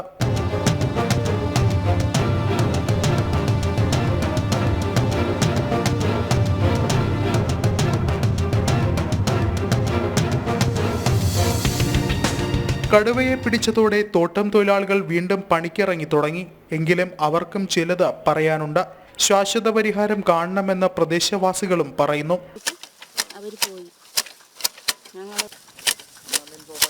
ഇങ്ങനെ തൈലത്തിന്റെ ഉള്ളിലൊക്കെ ഞങ്ങൾക്ക് പേടിയാ. ഇങ്ങനെയല്ല ഞങ്ങൾ എടുത്ത് ഞങ്ങൾ എന്താ അറിയാനാ, ഞങ്ങളൊന്നും അറിയില്ല. ഞങ്ങൾ വെട്ടിട്ട് അങ്ങ് പോകും. ഇങ്ങനെ എടുത്ത് പോകുമ്പോൾ ഞങ്ങൾക്ക് ഭയങ്കര ഭയം. ഞങ്ങൾ ഇങ്ങനെ വന്ന് പണിക്ക് പോയാലേ ഞങ്ങൾക്ക് എന്തെങ്കിലും കിട്ടുള്ളൂ, അല്ലെങ്കിൽ ഒന്നുമില്ല. പഞ്ചാരക്കൊല്ലി ഒരു പഴയ രീതിയിലേക്ക് തിരിച്ചു വരികയാണ്. എങ്കിൽ പോലും അതിനെ ബേസ് ചെയ്തുകൊണ്ടുള്ള പ്രശ്നങ്ങൾക്കൊന്നും ശാശ്വത പരിഹാരം ഇതുവരെ ഉണ്ടായിട്ടില്ല. ഇപ്പോൾ ഫെൻസിങ് തുടങ്ങിയ പിന്നെ ആവശ്യങ്ങളൊക്കെ നമ്മൾ ഉന്നയിച്ചിട്ടുണ്ടെങ്കിലും അതൊക്കെ എത്രത്തോളം ഫലപ്രദമായ രീതിയിൽ നടപ്പിലാവും എന്നുള്ളതിനെക്കുറിച്ച് ഞങ്ങൾക്ക് ആശങ്കയുണ്ട്. എന്തായാലും ഇപ്പോൾ പിന്നെ മറ്റ് വന്യമൃഗശല്യങ്ങൾ, ഇപ്പോൾ കുരങ്ങാണെങ്കിലും കാട്ടുപോത്താണെങ്കിലും ഒക്കെ നമ്മളെ സംബന്ധിച്ചിടത്തോളം ഇപ്പോഴും വിട്ടൊഴിയാതെ നിൽക്കുന്ന ഒരു സാഹചര്യമാണ് ഉള്ളത്. 10 വർഷത്തിനിടെ 8 പേരെയാണ് വയനാട്ടിൽ മാത്രം കടുവ കൊന്നത്. 1 വർഷത്തിനിടെ കാട്ടാനാക്രമണത്തിൽ മരിച്ചവരാകട്ടെ 5 പേരും. വന്യമൃഗശല്യം തടയാൻ പ്രത്യേക പാക്കേജ് അനുവദിക്കണമെന്നും കാടും നാടും വേർതിരിക്കുന്ന ശാസ്ത്രീയ സംവിധാനം വേണമെന്നുമാണ് നാട്ടുകാരുടെ ആവശ്യം. വർഷങ്ങളായി വയനാടൻ ജനത അഭിമുഖീകരിക്കുന്ന പ്രധാന പ്രശ്നമാണ് വന്യജീവി ശല്യം എന്നത്. താത്കാലിക പരിഹാരമല്ല വയനാടൻ ജനതയ്ക്ക് ആവശ്യം, ശാശ്വതമായ പരിഹാരമാണ്. അതിനായി അധികാരികൾ കണ്ണു തുറക്കേണ്ടതുണ്ട്. ക്യാമറമാൻ സന്തോഷിനും സാരഥി ജിതേഷിനുമൊപ്പം അർജുൻ PS, ജനം, വയനാട്. മദ്യവർജനമടക്കം പ്രഖ്യാപിത നയങ്ങളിൽ നിന്നും പാർട്ടി പിന്നോട്ട് പോകുന്നതിൽ ആശങ്കയിൽ CPM-ലെ ഒരു വിഭാഗം. തദ്ദേശ തെരഞ്ഞെടുപ്പിൽ വലിയ തിരിച്ചടി ഉണ്ടാകുമെന്നാണ് വിലയിരുത്തൽ. ജില്ലാ സമ്മേളനങ്ങളിൽ മുഖ്യമന്ത്രി ഓടി നടന്ന് പങ്കെടുക്കുന്നതിനാൽ എതിർപ്പുയർത്താൻ പോലും കഴിയാതെ അസ്വസ്ഥരാണ് പിണറായി വിരുദ്ധർ. പ്രജിത് മോഹനൻ ചേരുന്നുണ്ട് വിവരങ്ങളുമായി. പ്രജിത്ത്, നമുക്കറിയാം ഇടതു മുന്നണിയിൽ ഒരു വിഭാഗം വളരെ ആശങ്കാപൂർവ്വം തന്നെയാണ് തുടരുന്നത്. കാരണം ബാക്ക് ടു ബാക്ക് തിരിച്ചടികൾ എന്ന് നമുക്ക് പറയേണ്ടി വരും. കാരണം സംസ്ഥാനത്തെ വന്യമൃഗശല്യത്തിലാകട്ടെ, ആരോഗ്യവകുപ്പിൻ്റെ കെടുകാര്യസ്ഥതയാകട്ടെ, ഇങ്ങനെ നിരവധി വകുപ്പുകളിൽ ഉണ്ടാകുന്ന പാളിച്ചകൾ അത് സർക്കാരിനെയും പാർട്ടിയെയും കൂടുതൽ പ്രതിരോധത്തിലാക്കുന്ന ഒരു സാഹചര്യം കൂടിയാണല്ലോ ഇത്. പക്ഷേ ഇതിൽ ഒരു വിഭാഗം പിണറായി വിരുദ്ധരാണ്. പക്ഷേ ഈ ജില്ലാ സമ്മേളനങ്ങളിലടക്കം മുഖ്യമന്ത്രി ഓടി നടന്ന് പങ്കെടുക്കുന്നത് കൊണ്ട് എതിർപ്പ് ഉയർത്താൻ പോലും കഴിയാത്ത രീതിയിൽ അസ്വസ്ഥരാണ് അവർ. പക്ഷേ ഈ അടക്കം പറച്ചിലല്ലാതെ തന്നെ പാർട്ടിക്കുള്ളിൽ നിന്ന് വലിയ രീതിയിലുള്ളൊരു പ്രതിരോധം. കാരണം നമുക്കറിയാം എല്ലാം സഹിച്ച് എല്ലാവരും എല്ലാ കാലവും നിൽക്കില്ല എന്ന് പറയുന്നത് പോലെ തന്നെ എപ്പോഴും മുഖ്യമന്ത്രിയുടെ ഒരു ഏകപക്ഷീയമായ തീരുമാനങ്ങൾക്ക് തങ്ങൾ വില കൊടുക്കുന്നില്ല എന്നൊരു തീരുമാനത്തിലേക്ക് തന്നെയാണോ ഇവർ കടക്കുന്നത്?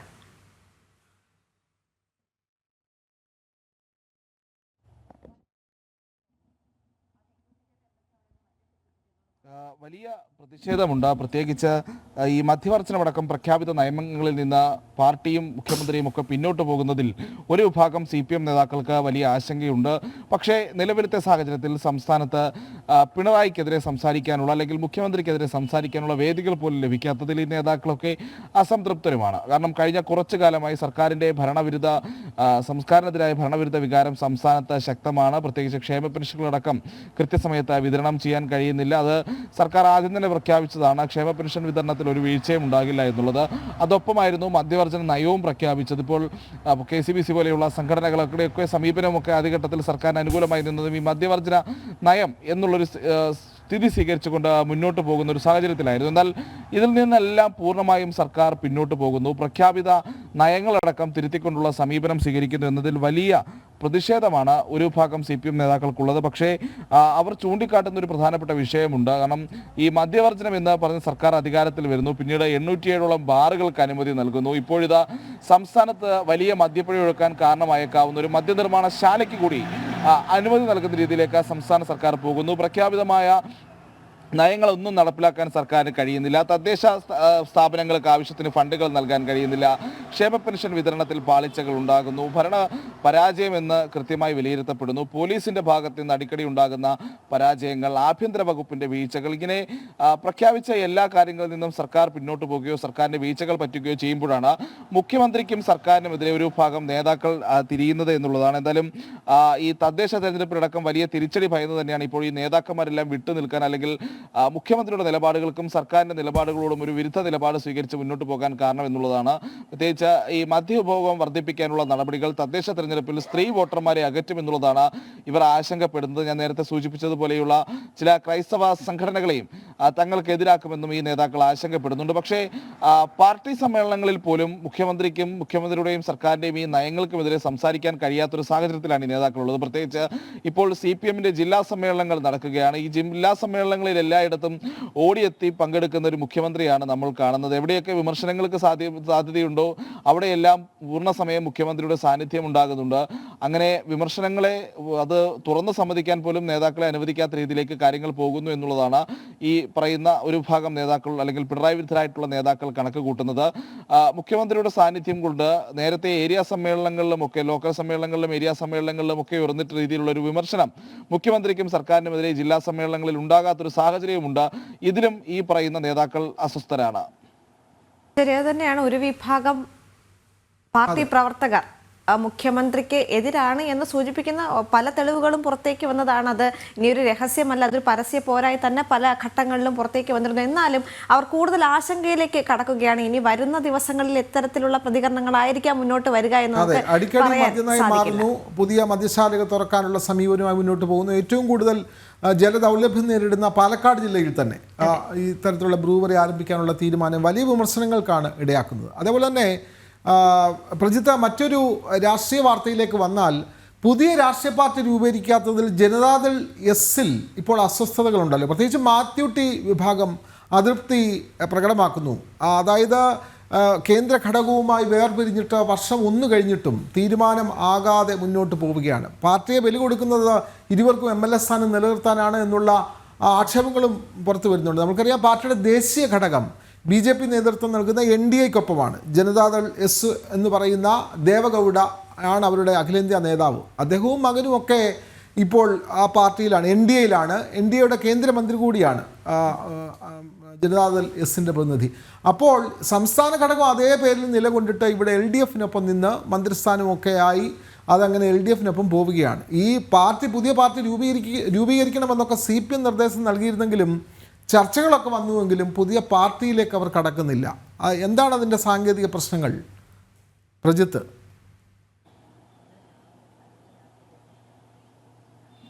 വിനോദ, 2023 സെപ്റ്റംബറിലാണ് JDS ദേശീയ ഘടകം NDAയ്ക്കൊപ്പം ചേർന്ന് നിന്ന് BJPക്കൊപ്പം ചേർന്ന് നിന്ന് പ്രവർത്തിക്കാനുള്ള ഒരു തീരുമാനത്തിലേക്ക് പോകുന്നതും കേന്ദ്ര സർക്കാരിൻ്റെ ഭാഗമാകുന്നതും ഈ സമയത്ത് തന്നെ സംസ്ഥാന ഘടകം CPM-ന്റെ ഒപ്പം നിൽക്കുന്ന ഇടതുമുന്നണിക്കൊപ്പം നിൽക്കുന്ന സംസ്ഥാന ഘടകം ദേശീയ ഘടകവുമായിട്ടുള്ള എല്ലാ ബന്ധവും വിച്ഛേദിക്കാൻ തീരുമാനമെടുക്കുന്നു. തങ്ങൾ പുതിയ പാർട്ടി പ്രഖ്യാപിക്കുമെന്നുള്ള ഒരു വാർത്താ സമ്മേളനമൊക്കെ വിളിക്കുന്നു. അങ്ങനെ കാര്യങ്ങളൊക്കെ മുന്നോട്ട് പോയിരുന്നു. ഏതാണ്ട് ഇപ്പോൾ JDS NDAയ്ക്കൊപ്പമായി, പക്ഷേ സംസ്ഥാന ഘടകം LDF-നൊപ്പം ഉറച്ചു നിൽക്കുകയും ചെയ്യുന്നു. അങ്ങനെ ഒരു സ്റ്റേൽമേറ്റ് സിറ്റുവേഷനിലേക്ക് വന്നിട്ട് ഏതാണ്ട് 16 മാസം പിന്നിടുന്നു. ഇപ്പോഴും സ്വന്തമായൊരു കൊടിയോ പാർട്ടിയുടെ പേരോ ചിഹ്നമോ ഒന്നുമില്ലാത്തൊരവസ്ഥയിലാണ്. ഒരു നാഥനില്ല കളരി എന്നൊക്കെ നമ്മൾ പറയുന്നത് പോലെ, അല്ലെങ്കിൽ എന്താണ് ഈ സംവിധാനം എന്നുള്ള ഒരു ഐഡിയ അതിലെ നേതാക്കന്മാർക്ക് പോലും ഇല്ലാത്തൊരു ആൾക്കൂട്ടമായി കേരളത്തിലെ JDS ഘടകം മാറിയിരിക്കുന്നു എന്നുള്ളതാണ്. JDS-നെ നമ്മൾ ജനതാദൾ മാത്യു ടി തോമസ് വിഭാഗം എന്ന് വിളിക്കാറുണ്ടെങ്കിലും അതൊരു ഔദ്യോഗികമായിട്ടുള്ള ഒരു പേരോ പാർട്ടി വിഭാഗമോ ഒന്നുമല്ല. അത് താൽക്കാലികമായി വിളിച്ചു പോകുന്ന ഒരു സംവിധാനമാണ്. വേണമെങ്കിൽ കേരള ജനതാദൾ എന്നൊക്കെ നമുക്ക് വിളിക്കാവുന്നതാണ്, നേരത്തെ ഒരു പരിഹാസമൊക്കെ ഉയർന്നത് പോലെ. പക്ഷേ അപ്പോഴും സ്വന്തമായിട്ടൊരു പാർട്ടി സംവിധാനം രൂപീകരിക്കാത്തതിൽ നേതാക്കൾക്കിടയിൽ വലിയ എതിർപ്പുണ്ട്. പ്രത്യേകിച്ച് ജോസ് തെറ്റേലെ പോലെയുള്ള മുതിർന്ന നേതാക്കൾ നേരത്തെ ഈ വിഷയം ഉന്നയിച്ചുകൊണ്ട് പാർട്ടിയുടെ പ്രധാനപ്പെട്ട സംസ്ഥാന അധ്യക്ഷനായിട്ടുള്ള മാത്യു ടി തോമസിന് ഒരു കത്തയക്കുന്ന സാഹചര്യമൊക്കെ ഉണ്ടായിരുന്നു. പാർട്ടിയുടെ അസ്തിത്വം ഇല്ലാതാക്കരുത്, നേതാക്കൾ കൂട്ടത്തോടെ കൊഴിഞ്ഞുപോകുന്ന അവസ്ഥയുണ്ടാകുന്നു. താഴെത്തട്ടിലടക്കം ഈ കൊഴിഞ്ഞുപോക്ക് വ്യാപകമാണ്. രാഷ്ട്രീയ പ്രവർത്തനങ്ങൾക്ക് സാധിക്കാത്തൊരു സാഹചര്യം സംസ്ഥാനത്തുണ്ട്. സ്വന്തമായി പേരും ചിഹ്നവും ഒന്നും ഇല്ലാത്തൊരു പാർട്ടിയായതിനാൽ തന്നെ. അപ്പോൾ അതിലൊക്കെ ഒരു പരിഹാരം വേണമെന്ന് ആവശ്യപ്പെട്ടായിരുന്നു അന്ന് മാത്യു ടി തോമസിന് ജോസ് തെറ്റിലടക്കമുള്ള ഒരു കത്ത് നൽകിയത്. എന്നാൽ ഇതിൽ പോലും ഒരു നടപടി ഉണ്ടായിട്ടില്ല എന്നുള്ളതാണ്. കഴിഞ്ഞ ദിവസമാണ് ഏതാണ്ട് ജൂൺ മാസത്തിന് ശേഷം ഒരു സംസ്ഥാന തലത്തിൽ ഒരു ഭാരവാഹി യോഗം ചേരാൻ പോലും നേതാക്കൾ തയ്യാറായത്, അല്ലെങ്കിൽ മാത്യു ടി തോമസും കൃഷ്ണൻകുട്ടിയും അടങ്ങുന്ന പവർ ഗ്രൂപ്പ് അതിന് തയ്യാറായത്. എന്തായാലും ആ സാഹചര്യത്തിൽ പോലും വലിയ വിമർശനമാണ് സ്വതന്ത്ര സംഘടനാ സംവിധാനം രൂപീകരിക്കാത്തതിനെതിരെ ഈ നേതാക്കൾക്കെതിരെ ഉയരുന്നത്. പ്രധാനപ്പെട്ട ആരോപണം എന്ന് പറയുന്നത് ഇപ്പോഴും സാങ്കേതികമായി നോക്കുകയാണെങ്കിൽ കേരളത്തിലെ LDF-നൊപ്പം നിൽക്കുന്ന JDS, അത് മാത്യു ടി തോമസ് വിഭാഗം എന്ന് നമ്മൾ വിളിക്കുമെങ്കിലും ആ JDS ഇപ്പോഴും ദേശീയ തലത്തിലുള്ള NDA മുന്നണിയുടെ ഭാഗമാണ് എന്നുള്ളതാണ് യാഥാർത്ഥ്യം. ഈ പറയുന്ന 2 MLA-മാർ മാത്യു ടി തോമസും മന്ത്രി K കൃഷ്ണൻകുട്ടിയും NDA-യുടെ ഭാഗമായിട്ടുള്ള MLA-മാർ തന്നെയാണ്. അപ്പോൾ സാങ്കേതികമായി അവർ NDA-ക്കൊപ്പമാണ്, അല്ലാതെ കേരളത്തിൽ തങ്ങൾ LDF-നൊപ്പമാണെന്ന് പറയുമെങ്കിൽ പോലും. അപ്പോൾ പുതിയ പാർട്ടി രൂപീകരിക്കുകയോ പുതിയൊരു ലയനസാധ്യത തേടുകയോ ചെയ്താൽ നിലവിലുള്ള MLA സ്ഥാനം 2 പേർക്കും രാജിവെക്കേണ്ടി വരും. ഇല്ലെങ്കിൽ കൂറുമാറ്റ നിരോധന നിയമപ്രകാരം അടക്കമുള്ള നടപടികളൊക്കെ നേരിടേണ്ടി വരും. ഈ സാഹചര്യത്തിലാണ് MLA സ്ഥാനം സംരക്ഷിച്ചു നിർത്താൻ മാത്യു ടി തോമസും K കൃഷ്ണൻകുട്ടിയും ഇത്തരത്തിലൊരു പുതിയ മുന്നണി പാർട്ടി രൂപീകരിക്കുന്നതിൽ നിന്ന്, അല്ലെങ്കിൽ മറ്റൊരു സോഷ്യലിസ്റ്റ് കക്ഷിയുമായി ലയനത്തിൽ ഏർപ്പെടാനുള്ള സാധ്യതകളിൽ നിന്നൊക്കെ പിന്നോട്ട് പോകുന്നു എന്നുള്ളതാണ് ഈ നേതാക്കന്മാർ ഉയർത്തുന്ന പ്രധാനപ്പെട്ട വിമർശനം എന്ന് പറയുന്നത്. അപ്പോൾ ഒരു പരിധിവരെ അതൊക്കെ ശരിവെക്കേണ്ടിയും വരും. എന്തായാലും അങ്ങനെയൊരു സിറ്റുവേഷനിൽ, അങ്ങനെയൊരു സാഹചര്യത്തിൽ പാർട്ടി തുടരുന്നു. ആ പാർട്ടി അതിൽ സ്വന്തം അസ്തിത്വം നഷ്ടമായിക്കൊണ്ടിരിക്കുന്നു തുടങ്ങിയിട്ടുള്ള വിമർശനങ്ങൾ നേതാക്കൾ സജീവമാക്കുന്നുണ്ട്. എന്തായാലും ഇക്കാര്യത്തിൽ എന്ത് തീരുമാനമാണ് കേരളത്തിലെ JDS ഘടകം എടുക്കുക എന്നുള്ളതാണ് വരും ദിവസങ്ങളിൽ കാത്തിരുന്ന് കാണേണ്ടത്. നേരത്തെ വിനോദ് സൂചിപ്പിച്ചതുപോലെ തന്നെയാണ് CPM അടക്കം ആവശ്യപ്പെട്ടതാണ് എന്തെങ്കിലും ഒരു തീരുമാനം ഉടൻ ഉണ്ടാകണമെന്നുള്ളത്. അങ്ങനെ പലതരത്തിലുള്ള ലയന ചർച്ചകളൊക്കെ അല്ലെങ്കിൽ ഫോർമുലകളൊക്കെ വന്നതാണ്. JDS RJD-യുമായി ലയിക്കാനുള്ള സാധ്യത, അല്ലെങ്കിൽ അത്തരത്തിലുള്ള ചർച്ചകൾ ഉണ്ടാകാം.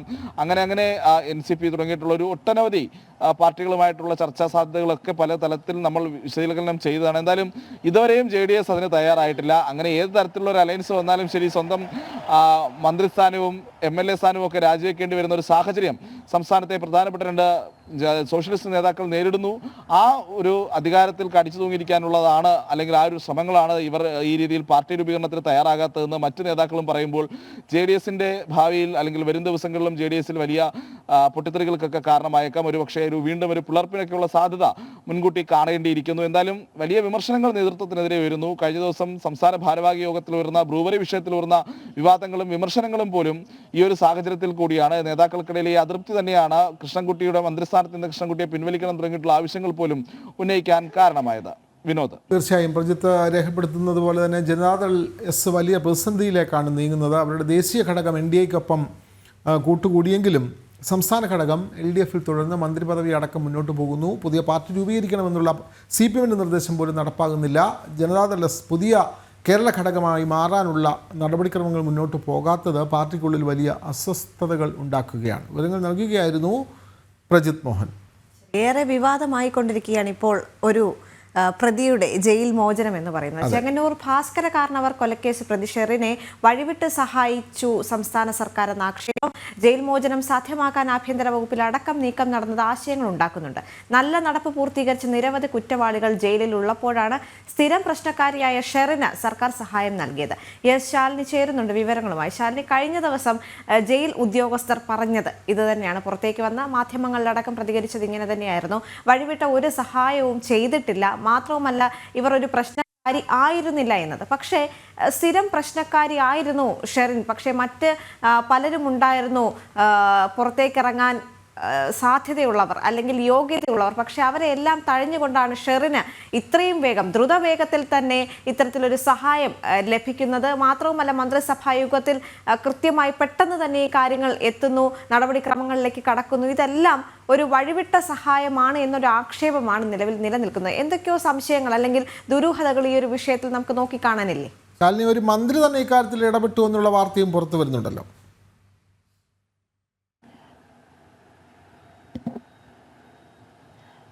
ദേവിക, വിനോദ് സൂചിപ്പിച്ചതുപോലെ തന്നെയാണ് ഈ ഷാരോൺ വധക്കേസും തുടർന്ന് ഗ്രീഷ്മയുടെ കൊലക്കയറും ഒക്കെ ചർച്ച ചെയ്യപ്പെടുന്ന കേരളത്തിലാണ് ഇത്തരത്തിൽ അതിക്രൂരമായി ഒരു വയോധികനെ കൊലപ്പെടുത്തിയ കേസിലെ പ്രതിക്ക് വിടുതൽ നൽകാൻ അല്ലെങ്കിൽ പൂർണ്ണമായും അവരെ ജയിൽ മോചിതയാക്കാനുള്ള നടപടി സർക്കാർ സ്വീകരിക്കുന്നത് എന്നുള്ളതാണ് ഏറ്റവും ശ്രദ്ധേയമായിട്ടുള്ള കാര്യം. വിനോദ് സൂചിപ്പിച്ചതുപോലെ തന്നെയാണ് ഒരു മന്ത്രി അടക്കം CPM-ലുള്ള അല്ലെങ്കിൽ ഇടതുപക്ഷത്തിനോടൊപ്പമുള്ള ഒരു ഘടകകക്ഷി മന്ത്രി അടക്കമുള്ളവർ ഇതിന് ഇടപെടൽ നടത്തിയിട്ടുണ്ട് എന്നുള്ള ആരോപണം കൂടി ഈ മണിക്കൂറിൽ ശക്തമാവുകയും ചെയ്യുകയാണ്. കഴിഞ്ഞ ദിവസം രാത്രിയോടുകൂടി ചില ചാനൽ ചർച്ചകളിൽ കോൺഗ്രസ് നേതാവ് കൂടിയായ ജ്യോതികുമാർ ചാമക്കാല KB ഗണേഷ് കുമാറിന്റെ പേരും ഒപ്പം തന്നെ KB ഗണേഷ് കുമാറിന്റെ സന്തത സഹചാരി കൂടിയായ പ്രദീപ് അടക്കമുള്ളവരുടെ പേരുകൾ വെളിപ്പെടുത്തുന്ന സാഹചര്യമുണ്ടായിരുന്നു. പല ഘട്ടങ്ങളിലും പരോൾ അനുവദിച്ച സമയത്തൊക്കെ ജയിലിലെത്തി ഒപ്പിടാൻ അടക്കം സഹായം ഒരുക്കിയത് മന്ത്രിയും മന്ത്രിയുടെ സഹായിയും ഒക്കെയാണ് എന്നുള്ള രീതിയിലുള്ള ആരോപണങ്ങൾ ഉയരുന്നുണ്ട്. ഇതിനെ നിഷേധിച്ചുകൊണ്ട് ഒരു രീതിയിലും KB ഗണേഷ് കുമാർ രംഗത്ത് എത്തിയിട്ടില്ല ഈ മണിക്കൂറിൽ എന്നുള്ളതും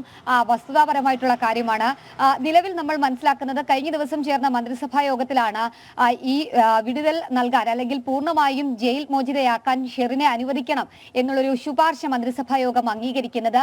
ശുപാർശ മാത്രമാണ് മന്ത്രിസഭാ യോഗം അംഗീകരിച്ചിട്ടുള്ളത്. പക്ഷേ ഈ ശുപാർശ രാജ്ഭവനിലേക്ക് എത്തുമ്പോൾ രാജ്ഭവൻ ഏത് തരത്തിലുള്ള നടപടി സ്വീകരിക്കുമെന്നുള്ളതാണ് അറിയേണ്ടത്. ഈ ശുപാർശയിൽ രാജ്ഭവൻ പ്രത്യേകിച്ച് രാജ്ഭവനിൽ നിന്ന് ഗവർണർ ഒപ്പുവെച്ചാൽ മാത്രമായിരിക്കും ഇത് ഔദ്യോഗികമായി അംഗീകരിക്കാൻ കഴിയുക. പക്ഷേ നിലവിലെ ഗവർണർ രാജേന്ദ്ര വിശ്വനാഥ് അർലേക്കർ ഈ വിഷയത്തിൽ വിശദമായ പഠനം നടത്തുമെന്നുള്ളതാണ് നമ്മൾ മനസ്സിലാക്കുന്നത്. പ്രത്യേകിച്ച് ഇത്തരത്തിൽ വിവാദങ്ങൾ ഉയർന്ന സാഹചര്യം വഴിവിട്ട് സർക്കാർ തലത്തിൽ ഇടപെടലുകൾ നടന്നു. ആഭ്യന്തര വകുപ്പ് ഒരു മാസത്തിനിടെ അടിയന്തരമായി ഫയൽ നീക്കം മന്ത്രിസഭാ യോഗത്തിൽ എത്തിച്ചതടക്കമുള്ള കാര്യങ്ങൾ ഗവർണറുടെ പക്കലേക്കും ശ്രദ്ധയിലേക്കും എത്തിയിട്ടുണ്ട്. സ്വാഭാവികമായും ഗവർണർ ഇക്കാര്യത്തിൽ വിശദമായ പരിശോധനകൾ നടത്തും. നിയമോപദേശം അടക്കം തേടിയതിനു ശേഷം മാത്രമായിരിക്കും ഇക്കാര്യത്തിൽ ഒരു അന്തിമ തീരുമാനത്തിലേക്ക് ഗവർണർ കടക്കുക എന്നുള്ളതാണ് നമ്മൾ മനസ്സിലാക്കുന്നത്. ഈ ഘട്ടത്തിലും നമ്മൾ മനസ്സിലാക്കുന്നത് ഈ വിവാദം ഉയർന്ന പശ്ചാത്തലത്തിൽ ഈ ഒരു ശുപാർശയിൽ ഗവർണർ ഒപ്പുവെക്കാൻ സാധ്യതയില്ല എന്നുള്ള സൂചനകൾ കൂടിയാണ് രാജ്ഭവനിൽ നിന്ന് നമുക്ക് ലഭ്യമായിക്കൊണ്ടിരിക്കുന്നത്.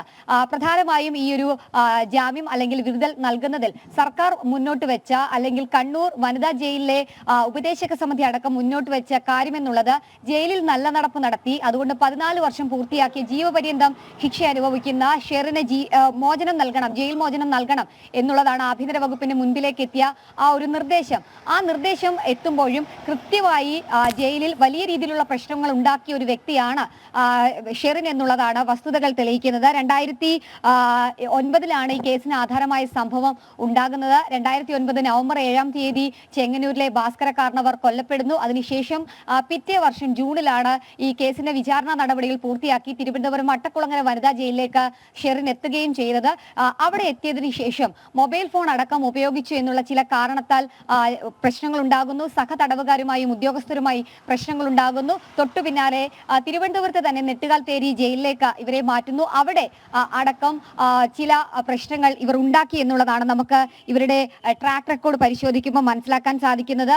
സഹതടവുകാരോട് പ്രശ്നങ്ങൾ ഉണ്ടാക്കിയത് മാത്രമല്ല പരോളിൽ ഇറങ്ങുന്നതടക്കമുള്ള കാര്യങ്ങളിൽ വലിയ രീതിയിലുള്ള സ്വാധീനം ഉന്നത ഉദ്യോഗസ്ഥരുടെ ഭാഗത്തു നിന്ന് ഉണ്ടാക്കിയിട്ടുണ്ട് എന്നുള്ളതാണ് നമുക്ക് മനസ്സിലാക്കാൻ സാധിക്കുന്നത്. ഒപ്പം തന്നെ ഷെറിൻ ഷെറിന് ജയിലിനുള്ളിൽ സുഖ സൗകര്യങ്ങൾ ഒരുക്കാൻ ഉന്നത ഉദ്യോഗസ്ഥരടക്കം ഇടപെടൽ നടത്തിയിട്ടുണ്ട് എന്നുള്ള വിവാദങ്ങൾ അന്ന് ചൂടുപിടിക്കുകയും ചെയ്തിരുന്നു. തൊട്ടു പിന്നാലെ വിയൂർ ജയിലിലേക്ക് അടക്കം ഇവരെ മാറ്റിയെങ്കിലും അവിടെ ഡോക്ടറുടെ ഇടപെടൽ മൂലം ഇവർക്ക് വെയിൽ കൊള്ളാതിരിക്കാൻ കുട അനുവദിച്ചതടക്കം അന്ന് വലിയ രീതിയിൽ കേരളം ചർച്ച ചെയ്യപ്പെട്ടതാണ്. പിന്നീട് വീണ്ടും അടിയന്തരമായി തിരുവനന്തപുരത്തെ വനിതാ ജയിലിലേക്ക് എത്തുന്നു. ഇതൊക്കെ ഉന്നത സ്വാധീനമാണ് എന്നുള്ള ആരോപണങ്ങൾ, വിമർശനങ്ങളൊക്കെ അന്ന് ഉയർന്നതുമാണ്. ഇതിന് പിന്നാലെയാണ് ഇപ്പോൾ 22-ലധികം വരുന്ന വനിതാ ജീവപര്യന്തം ശിക്ഷ അനുഭവിക്കുന്ന ആളുകൾ നിലനിൽക്കുമ്പോൾ അതിൽ 14 വർഷം പൂർത്തിയാക്കി എന്ന പേരിൽ മാത്രം ഇത്തരത്തിൽ ഷെറിന് ജയിൽ മോചനം അനുവദിക്കാനുള്ള സർക്കാർ നീക്കം എന്നുള്ളതാണ് ശ്രദ്ധേയമായിട്ടുള്ള കാര്യം.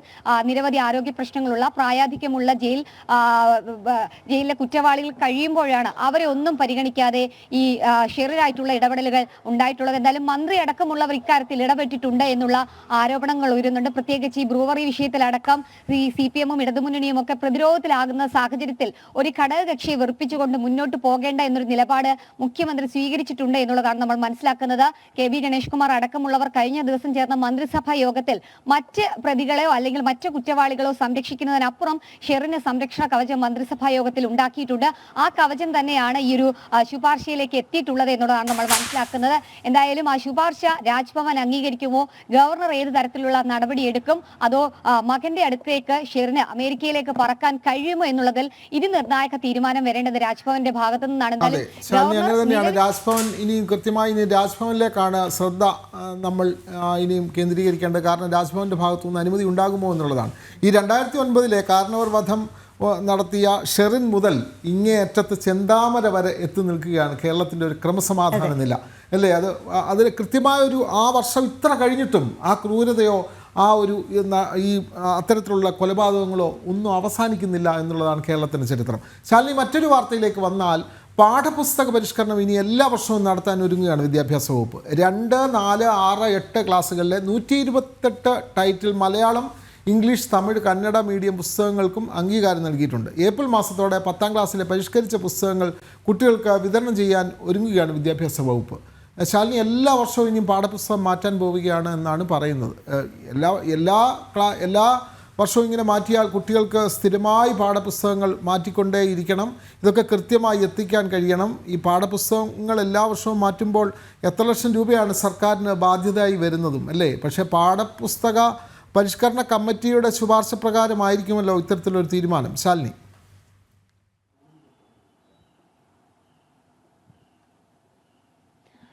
വിനോദ്, അത് തന്നെയാണ്. കാരണം സാമ്പത്തികമായി വലിയ രീതിയിലുള്ള പ്രതിസന്ധിയിൽ തുടരുന്ന സംസ്ഥാന സർക്കാർ, പ്രത്യേകിച്ച് പൊതുവിദ്യാഭ്യാസ വകുപ്പ്, കഴിഞ്ഞ ദിവസങ്ങളിൽ നമ്മൾ കണ്ടതാണ് ഹയർ സെക്കൻഡറി പരീക്ഷയടക്കം നടത്താൻ സ്വന്തം കീശയിൽ നിന്ന് പ്രിൻസിപ്പൽമാരും ഒപ്പം തന്നെ സ്കൂൾ അധികൃതരും പണം എടുക്കേണ്ട സാഹചര്യത്തിലേക്ക് ഒരു പരീക്ഷ നടത്തിപ്പെത്തിയത്. അവിടെയാണ് എല്ലാ വർഷവും പാഠപുസ്തക പരിഷ്കരണം നടത്തുമെന്നുള്ള മന്ത്രിയുടെ പ്രഖ്യാപനം എന്നുള്ളതാണ് ശ്രദ്ധേയമായിട്ടുള്ള കാര്യം. കഴിഞ്ഞ ദിവസം തിരുവനന്തപുരത്ത് കരിക്കുലം കമ്മിറ്റിയുടെ യോഗം ചേർന്നിരുന്നു.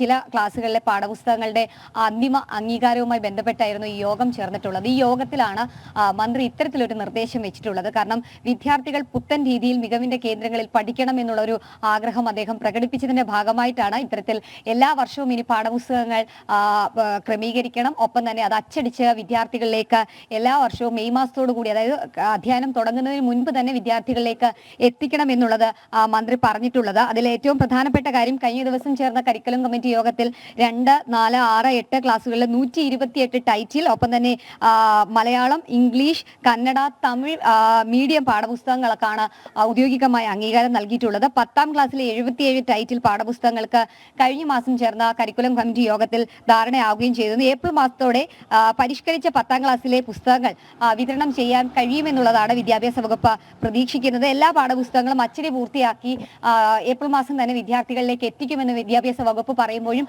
അത് എത്രത്തോളം പ്രായോഗികമാകുമെന്നുള്ളതാണ് കണ്ടറിയേണ്ടിയിരിക്കുന്നത്. പ്രത്യേകിച്ച് കടുത്ത സാമ്പത്തിക പ്രതിസന്ധി നേരിടുന്ന ഒരു കാലഘട്ടം, വിദ്യാഭ്യാസ വകുപ്പ് അടക്കം കടുത്ത സാമ്പത്തിക പ്രതിസന്ധിയിലേക്ക് കൂപ്പുകുത്തിയിരിക്കുന്ന പശ്ചാത്തലമൊക്കെയുണ്ട്. ഇതിനിടയിൽ എല്ലാ വർഷവും പാഠപുസ്തക പരിഷ്കരണം എങ്ങനെ നടക്കും, ആ പാഠപുസ്തക പരിഷ്കരണം നടക്കുകയാണെങ്കിൽ തന്നെ അതെങ്ങനെ അച്ചടിച്ച് വിദ്യാർത്ഥികളിലേക്ക് എത്തിക്കും, മന്ത്രിയുടെ വാക്ക് ഉറപ്പാകുമോ അതോ പാഴാകുമോ എന്നുള്ളതൊക്കെയാണ് ഇനി കണ്ടറിയേണ്ടത്. എന്തായാലും കരിക്കുലം കമ്മിറ്റി യോഗം, കഴിഞ്ഞ ദിവസങ്ങളിൽ ചേർന്ന കരിക്കുലം കമ്മിറ്റി യോഗത്തിലാണ് ഇത്തരത്തിലൊരു പ്രഖ്യാപനം മന്ത്രി നടത്തിയിട്ടുള്ളത്. നടത്തിയിട്ടുള്ളത്. അതിന് മന്ത്രിയുടേതായിട്ടുള്ള ന്യായീകരണങ്ങളുണ്ട്. DG അടക്കമുള്ളവർ പങ്കെടുത്ത യോഗത്തിലാണ് ഇത്തരത്തിലൊരു പ്രഖ്യാപനം നടത്തിയിട്ടുള്ളത്. വിദ്യാഭ്യാസ വിദഗ്ധർ അടക്കമുള്ളവർ ഇത് അത്രയധികം പ്രായോഗികമല്ല എന്നുള്ള ചില സൂചനകളും ചില സാധ്യതകളും ഒക്കെ മുന്നോട്ട് വെക്കുകയും ചെയ്യുന്നുണ്ട്. എന്തായാലും കാത്തിരിക്കേണ്ടിയിരിക്കുന്നു. വിനോദ് സൂചിപ്പിച്ചതുപോലെ കടുത്ത സാമ്പത്തിക പ്രതിസന്ധിക്കിടയിൽ സ്വന്തം പരീക്ഷാ നടത്തിപ്പ് പോലും നടത്താൻ കഴിയാത്ത രീതിയിൽ വകുപ്പ് മുന്നോട്ട് പോകുമ്പോൾ ഈ ഒരു പരിഷ്കരണം എത്രത്തോളം പ്രാവർത്തികമാകും, പുസ്തകം അച്ചടി എത്രത്തോളം പ്രാബല്യത്തിൽ വരുമെന്നുള്ളത് കണ്ടറിയേണ്ടിയിരിക്കുന്നു. എല്ലാ വർഷവും പാഠപുസ്തകങ്ങൾ പരിഷ്കരിക്കാനുള്ള തീരുമാനം ഇത് വലിയ സാമ്പത്തിക ബാധ്യത തന്നെയാണ് സംസ്ഥാന ഇത്രത്തോളം വലിയൊരു സാമ്പത്തിക ബാധ്യത അല്ലെങ്കിൽ സാമ്പത്തിക പിരിമുറുക്കത്തിലൂടെയാണ് സംസ്ഥാന സർക്കാർ പല വകുപ്പുകളിലും കടന്നുപോയിക്കൊണ്ടിരിക്കുന്നത്. ആ ഒരു ഘട്ടത്തിൽ തന്നെ ഇത്തരത്തിലുള്ള തീരുമാനങ്ങൾ ക്ഷണിക്കുന്നത് എത്രത്തോളം സാമ്പത്തിക പിരിമുറുക്കം വർദ്ധിപ്പിക്കുമെന്നുള്ളതാണ് അല്ലേ? അത് മാത്രമല്ല ദേവിക, ഈ പാഠപുസ്തകം അച്ചടിക്കുന്ന അടക്കമുള്ള പേപ്പറുകൾ വാങ്ങുന്നതിൽ പോലും കോടിക്കണക്കിന് രൂപയുടെ അഴിമതി നടക്കുന്നു തുടങ്ങിയ വാർത്തകളും പുറത്തു വരുന്നുണ്ട്. അപ്പോഴാണ് പറയുന്നത് എല്ലാ വർഷവും നമുക്ക് പാഠപുസ്തകങ്ങൾ പരിഷ്കരിക്കാമെന്ന് പറയുന്നത്. ഇതിൻ്റെ പിന്നിലൊക്കെ എന്ത് ചേതോവികാരമാണ് എന്നുള്ളത് ഇനിയും തുടർ ദിവസങ്ങൾ വേണം കണ്ടറിയാൻ.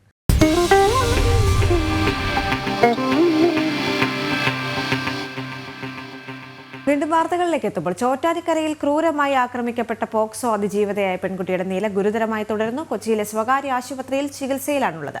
തലച്ചോറിനേറ്റ പരിക്കിനെ തുടർന്ന് വെന്റിലേറ്ററിലാണ് പെൺകുട്ടിയെ കൊലപ്പെടുത്താൻ ശ്രമിച്ച സുഹൃത്ത് അനൂപിനെ ആക്രമണം നടന്ന വീട്ടിലെത്തിച്ച് ഇന്ന് തെളിവെടുക്കും. കിരൺകുമാർ ചേരുന്നുണ്ട് വിവരങ്ങളുമായി. കിരൺ, നമുക്കറിയാം എത്രത്തോളം ആക്രമിച്ചു ആ പെൺകുട്ടിയെ എന്ന് നമുക്ക് മനസ്സിലാക്കാം. അത്രത്തോളം ക്രൂരമായാണ് ആക്രമിച്ചിരിക്കുന്നത്. കാരണം തലച്ചോറിനടക്കം ക്ഷതമേറ്റിട്ടുണ്ട് ഈ ഒരു ഘട്ടത്തിൽ. മാത്രവുമല്ല, ഇയാൾക്ക് സംശയമായിരുന്നു മറ്റ് ആരോ ആയി പെൺകുട്ടിക്ക് ബന്ധമുണ്ട് എന്നൊരു സംശയത്തെ തുടർന്നാണ് പെൺകുട്ടിയെ ഇത്തരത്തിൽ ക്രൂരമായി ആക്രമിച്ചത്. കൊലപ്പെടുത്താൻ വേണ്ടി തന്നെയാണ് ആക്രമിച്ചത് എന്ന തരത്തിലേക്കാണ് കാര്യങ്ങൾ വരുന്നത്. വെന്റിലേറ്ററിലുമാണ്, ഗുരുതരാവസ്ഥയിലാണല്ലോ. പെൺകുട്ടിയുടെ ആരോഗ്യനില ഇപ്പോൾ ഗുരുതരമായി തുടരുന്നു എന്നറിയാൻ സാധിക്കുന്നുണ്ട്. ഈ അനൂപ് പോലീസുമായി സഹകരിക്കുന്നുണ്ടോ, അല്ലെങ്കിൽ ചെയ്ത തെറ്റിൽ കുറ്റബോധമുള്ളതായി അനൂപിന്റെ ഭാഗത്തു നിന്നുള്ള പ്രതികരണങ്ങളിലൂടെ മനസ്സിലാക്കാൻ സാധിക്കുന്നുണ്ടെന്നാണോ പോലീസ് പറയുന്നത്?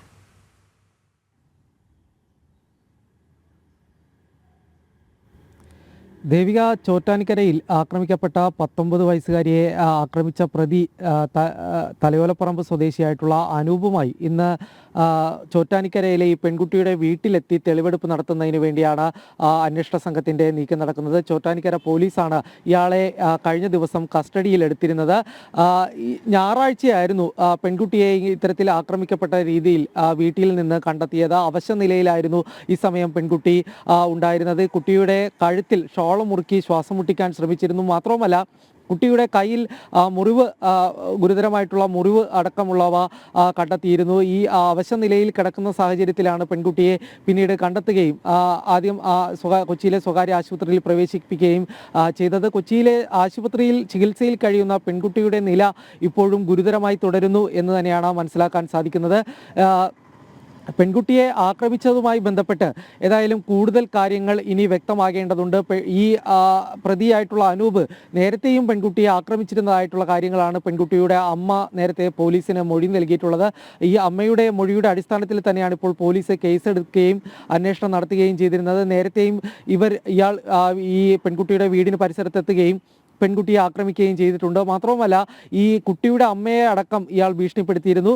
കഴിഞ്ഞ ശനിയാഴ്ച രാത്രി ഇയാൾ ഈ പെൺകുട്ടിയുടെ വീട്ടിലേക്ക് എത്തുകയും പിന്നീട് വീട്ടിൽ വെച്ച് ഈ കുട്ടിയെ മർദ്ദിക്കുകയും ചെയ്യുകയായിരുന്നു. ഞായറാഴ്ച രാവിലെയോടുകൂടിയാണ് ഇയാൾ ഈ വീട്ടിൽ നിന്ന് പോകുന്നത്. ഈ സമയം പെൺകുട്ടി മരിച്ചു എന്ന് കരുതിക്കൊണ്ടായിരുന്നു ഇയാൾ പോകാനായിട്ട് ശ്രമിച്ചിരുന്നത്. ഏതായാലും ഇത് പെൺകുട്ടിയുടെ കൊല്ലണം എന്ന ഉദ്ദേശത്തോടു കൂടി തന്നെയാണ് ഇയാൾ വീട്ടിലെത്തിയിരുന്നത് എന്നുള്ളൊരു പ്രാഥമിക നിഗമനത്തിലേക്ക് തന്നെയാണ് പോലീസ് സംഘം എത്തുന്നത്. മറ്റൊരു ആളുമായി ഈ പെൺകുട്ടിക്ക് ബന്ധമുണ്ട് എന്ന സംശയത്തിൻ്റെ അടിസ്ഥാനത്തിലായിരുന്നു ഇയാൾ ഈ പെൺകുട്ടിയെ ആക്രമിക്കുന്ന സാഹചര്യത്തിലേക്ക് എത്തിയത്. കൊലപ്പെടുത്തണം എന്ന ഉദ്ദേശത്തോടു കൂടി തന്നെ ഷാള് കഴുത്തിൽ മുറുക്കുകയും കയ്യിൽ മുറിവ് ഉണ്ടാക്കുകയും ചെയ്തിരുന്നു. മാത്രമല്ല, വലിയ രീതിയിലുള്ള മർദ്ദനങ്ങളും ഈ പെൺകുട്ടിക്ക് ഏറ്റിരുന്നതായിട്ടാണ് ഏതായാലും മനസ്സിലാക്കാൻ സാധിക്കുന്നത്. തലച്ചോറിനടക്കം പരിക്കേറ്റിട്ടുണ്ട്. ഏതായാലും ഈ പ്രതിയെ ഇന്ന് സംഭവ സ്ഥലത്തെത്തിച്ച് തെളിവെടുപ്പ് നടത്തുന്നതിന് വേണ്ടിയാണ് ചോറ്റാനിക്കര പോലീസിന്റെ ഭാഗത്തു നിന്നുമുള്ള ശ്രമം ഉണ്ടാകുന്നത്. രാവിലെ 10 മണിക്ക് ശേഷം ഈ പ്രതിയുമായിട്ട് സംഭവ സ്ഥലത്ത് എത്തുമെന്ന് തന്നെയാണ് മനസ്സിലാക്കുന്നത്. പെൺകുട്ടിയുടെ അമ്മയുടെ പരാതിയിന്മേലാണ് ഇപ്പോൾ പോലീസ് കേസെടുത്തിരിക്കുന്നത്. മാത്രമല്ല, ഇനി വരുന്ന മണിക്കൂറുകൾ പെൺകുട്ടിയുടെ ആരോഗ്യനില എങ്ങനെയാണ് എന്നതിനെ അടിസ്ഥാനപ്പെടുത്തിയായിരിക്കും കൂടുതൽ കാര്യങ്ങൾ മുന്നോട്ട് പോവുക. അനൂപിന് എന്തായാലും ഇന്ന് ആക്രമണം നടന്ന വീട്ടിലെത്തി തെളിവ് എടുപ്പ് നടത്തും. മറ്റ് അപ്ഡേറ്റുകളുമായി തുടരുക കിരൺ. മറ്റു വാർത്തകളിലേക്ക് വാർത്തകളിലേക്ക് പോകാം. നീലേശ്വരം വീരർകാവ് ക്ഷേത്രത്തിലെ വെടിക്കെട്ട് അപകടത്തിൽ പരിക്കേറ്റവരുടെ ചികിത്സാ ചെലവ് നൽകാത്ത സർക്കാർ നടപടിയിൽ പ്രതിഷേധം ശക്തമാവുകയാണ്. ആശുപത്രികൾക്ക് നൽകാനുള്ള കോടിക്കണക്കിന് രൂപ ഉടൻ അനുവദിക്കണമെന്നും ദുരന്ത ബാധിതർക്ക് സർക്കാർ പ്രഖ്യാപിച്ച സാമ്പത്തിക സഹായം ഉടൻ നൽകണമെന്നും BJP ആവശ്യപ്പെടുന്നു. വിവരങ്ങളുമായി അനഘ ഹർഷൻ ചേരുന്നു. അനഘ, അവിടെ വെടിക്കെട്ട് അപകടവുമായി ബന്ധപ്പെട്ട് ഈ പരിക്കേറ്റവർക്ക് ചികിത്സാ സഹായം നൽകും, അവരുടെ ചികിത്സാ ചെലവ് മുഴുവൻ സർക്കാർ വഹിക്കും തുടങ്ങിയ പ്രഖ്യാപനങ്ങളൊക്കെ ആ സമയത്ത് വന്നിരുന്നു. പക്ഷേ ഇപ്പോൾ ആശുപത്രികൾ നൽകാനുള്ളത് കോടിക്കണക്കിന് രൂപയാണ്. ഇത് സർക്കാർ ഇക്കാര്യത്തിൽ എന്ത് മറുപടിയാണ് നൽകുന്നത്? ഈ ആളുകൾക്ക് തന്നെയാണ് ഇപ്പോൾ ബാധ്യത വന്നിട്ടുള്ളത്. ചികിത്സിച്ചവർ തന്നെ പണം നൽകണം എന്നുള്ള ഒരു സമീപനമാണോ ആശുപത്രികൾ കൈക്കൊണ്ടിട്ടുള്ളത്? അനഘ.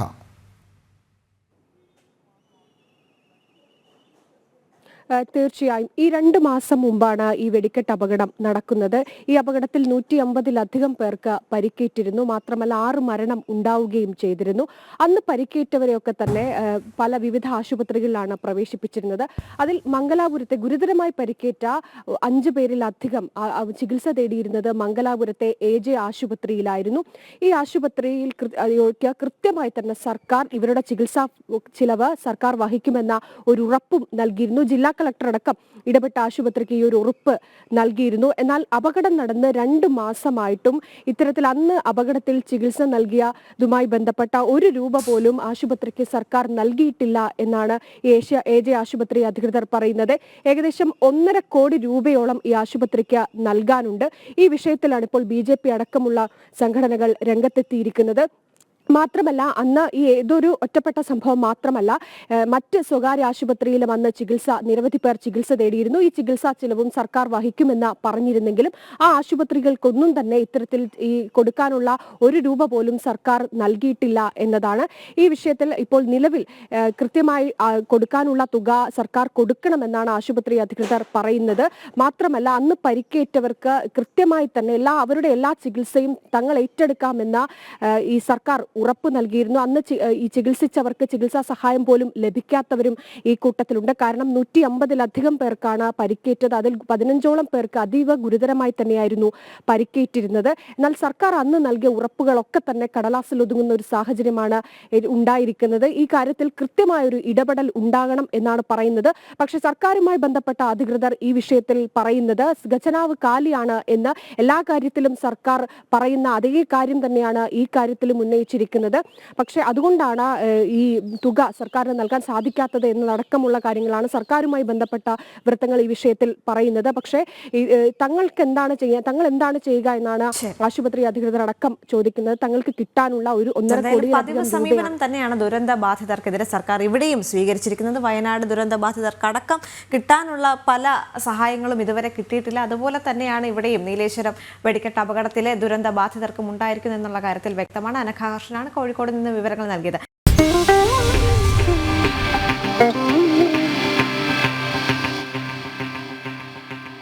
നെന്മാറ ഇരട്ട കൊലപാതകത്തിൽ പ്രതിക്കായുള്ള കസ്റ്റഡി അപേക്ഷ പോലീസ് തിങ്കളാഴ്ച സമർപ്പിക്കും. വിശദമായ തെളിവെടുപ്പ് നടത്താനാണ് പോലീസ് നീക്കം. ക്രൈം സീൻ പോത്തുണ്ടിയിൽ പുനരാവിഷ്കരിക്കും. അതേസമയം പോലീസ് സ്റ്റേഷന് മുന്നിൽ പ്രതിഷേധിച്ചവർക്കെതിരെ PDPP ആക്ട് പ്രകാരം പോലീസ് കേസെടുത്തു. പ്രതികളെ ഉടൻ അറസ്റ്റ് ചെയ്യുമെന്നും പോലീസ് അറിയിച്ചിട്ടുണ്ട്. അരുൺ ആലത്തൂർ ചേരുന്നുണ്ട് വിവരങ്ങളുമായി. അരുൺ, നമുക്കറിയാം ആ ഒരു ക്രൈം സീൻ പുനരാവിഷ്കരിക്കാനുള്ള നീക്കത്തിൽ കൂടിയാണല്ലോ പോലീസ് ഇപ്പോൾ അവിടെ. മാത്രവുമല്ല ഇന്ന് ചെന്താമരയുടെ രഹസ്യമൊഴി രേഖപ്പെടുത്തുമെന്ന് അറിയാൻ സാധിക്കുന്നുണ്ട്. അതുപോലെ പ്രതിക്കായുള്ള കസ്റ്റഡി അപേക്ഷ പോലീസ് തിങ്കളാഴ്ച സമർപ്പിക്കുമെന്നും അറിയാൻ സാധിക്കുന്നുണ്ട്. മറ്റ് വിവരങ്ങൾ എന്തൊക്കെയാണ്?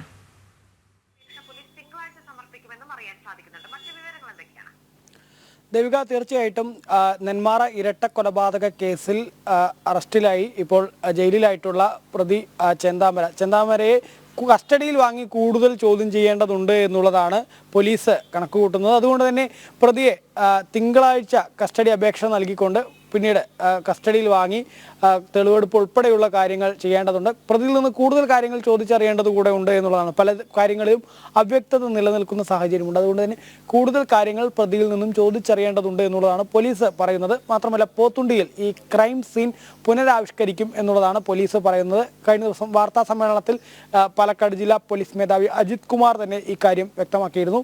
ഏതായാലും പ്രധാനമായിട്ടും ഈ കൊലപാതകം നടത്തിയത്, കൊലപാതകത്തിന് ശേഷം ഈ വയലിലൂടെ തൊട്ടടുത്ത മലയിലേക്ക് പോയത്, ആ മലയിൽ എവിടെയാണ് ഒളിവിൽ കഴിഞ്ഞത് തുടങ്ങിയ കാര്യങ്ങളൊക്കെ തെളിവെടുപ്പ് സമയത്ത് പോലീസിന് കണ്ടെത്തേണ്ടതുണ്ട് എന്നുള്ളതാണ്. അത് കൂടാതെ തന്നെ ഇയാൾ ജയിലിൽ നിന്നും ജാമ്യത്തിൽ ഇറങ്ങിയതിന് ശേഷം കുറച്ചു കാലം അയാൾ കഴിഞ്ഞിരുന്നത് ഒരു സെക്യൂരിറ്റി ജീവനക്കാരനായി കോഴിക്കോട് തിരുവമ്പാടിയിലാണ്. അതുകൊണ്ട് തന്നെ കോഴിക്കോട് തിരുവമ്പാടിയിലും പ്രതിയെ എത്തിച്ച് തെളിവെടുപ്പ് നടത്തേണ്ടതുണ്ട് എന്നുള്ളതാണ്. അതുകൊണ്ട് തന്നെ ഒരു ദൈർഘ്യമേറിയ തെളിവെടുപ്പ് നടപടികളായിരിക്കും പോലീസിൻ്റേത് എന്നാണ് മനസ്സിലാക്കാൻ സാധിക്കുന്നത്. അതേസമയം തന്നെ പോലീസിന് ഈ നാട്ടുകാരുടെ വലിയ രോഷമൊക്കെ ഉണ്ട്. അതുകൊണ്ട് തന്നെ ആ നാട്ടുകാരെയൊക്കെ നിയന്ത്രിച്ചു കൊണ്ടുവേണം ഈ തെളിവെടുപ്പും മറ്റ് നടപടികളും ഒക്കെ നടത്താൻ. അത് പോലീസ് വളരെ ഗൗരവത്തോടു കൂടെയാണ് കാണുന്നത്. അതിനുവേണ്ടി ഈ തെളിവെടുപ്പൊക്കെ നടത്തുമ്പോൾ കനത്ത സുരക്ഷ കൂടി പോലീസ് ഒരുക്കും എന്നുള്ളതാണ് മനസ്സിലാക്കാൻ സാധിക്കുന്നത്. അതേസമയം തന്നെ ഈ പ്രതിയുടെ രഹസ്യമൊഴിയും പോലീസ് രേഖപ്പെടുത്തുന്നുണ്ട്. അതിനുവേണ്ടിയുള്ള രഹസ്യമൊഴി രേഖപ്പെടുത്താൻ വേണ്ടിയുള്ള ആലോചനകൾ പ്രോസിക്യൂട്ടറുമായി ആലോചിച്ചതിന് ശേഷമായിരിക്കും രഹസ്യമൊഴി കസ്റ്റഡിയിൽ വാങ്ങുന്നതിന് മുൻപ് തന്നെ രേഖപ്പെടുത്തുന്നത് സംബന്ധിച്ച് പോലീസ് തീരുമാനം എടുക്കുക. കഴിഞ്ഞ ദിവസം ഈ പോലീസിന്റെ ചോദ്യം ചെയ്യലിലൊന്നും പ്രതി കുറ്റം സമ്മതിക്കുകയോ ഒന്നും ചെയ്തിരുന്നില്ല. മാത്രമല്ല പലപ്പോഴും പ്രതി പോലീസിനെ തെറ്റിദ്ധരിപ്പിക്കുന്ന മറുപടികളായിരുന്നു നൽകിയിരുന്നത്. പക്ഷേ ഈ കോടതിയിൽ പ്രതിയെ ഹാജരാക്കിയ സമയത്ത് പ്രതി കുറ്റം സമ്മതിക്കുകയും തന്നെ ഒരു 100 വർഷമെങ്കിലും ജയിലിലിടൂ എന്ന് പറയും. തൻ്റെ മകനെയും മരുമകളെയും ഒന്നും അവർക്ക് സമൂഹത്തിൽ നല്ല സ്ഥാനങ്ങളിലുള്ളവരാണ്, അവരെയൊന്നും തനിക്ക് കാണാൻ കഴിയാത്ത സാഹചര്യമാണ്, അവരുടെ മുന്നിൽ നിന്ന് ഇനി പോകാൻ കഴിയില്ല, അതുകൊണ്ട് തന്നെ ഒരു 100 വർഷം ജയിലിൽ അടയ്ക്കൂ എന്നായിരുന്നു പ്രതി കോടതിയിൽ മജിസ്ട്രേറ്റിനോട് പറഞ്ഞിരുന്നത്. ആ സാഹചര്യത്തിലാണ് പ്രതിയുടെ രഹസ്യമൊഴി കൂടി രേഖപ്പെടുത്താൻ പോലീസ് ഒരുങ്ങുന്നത് എന്നുള്ളതാണ്.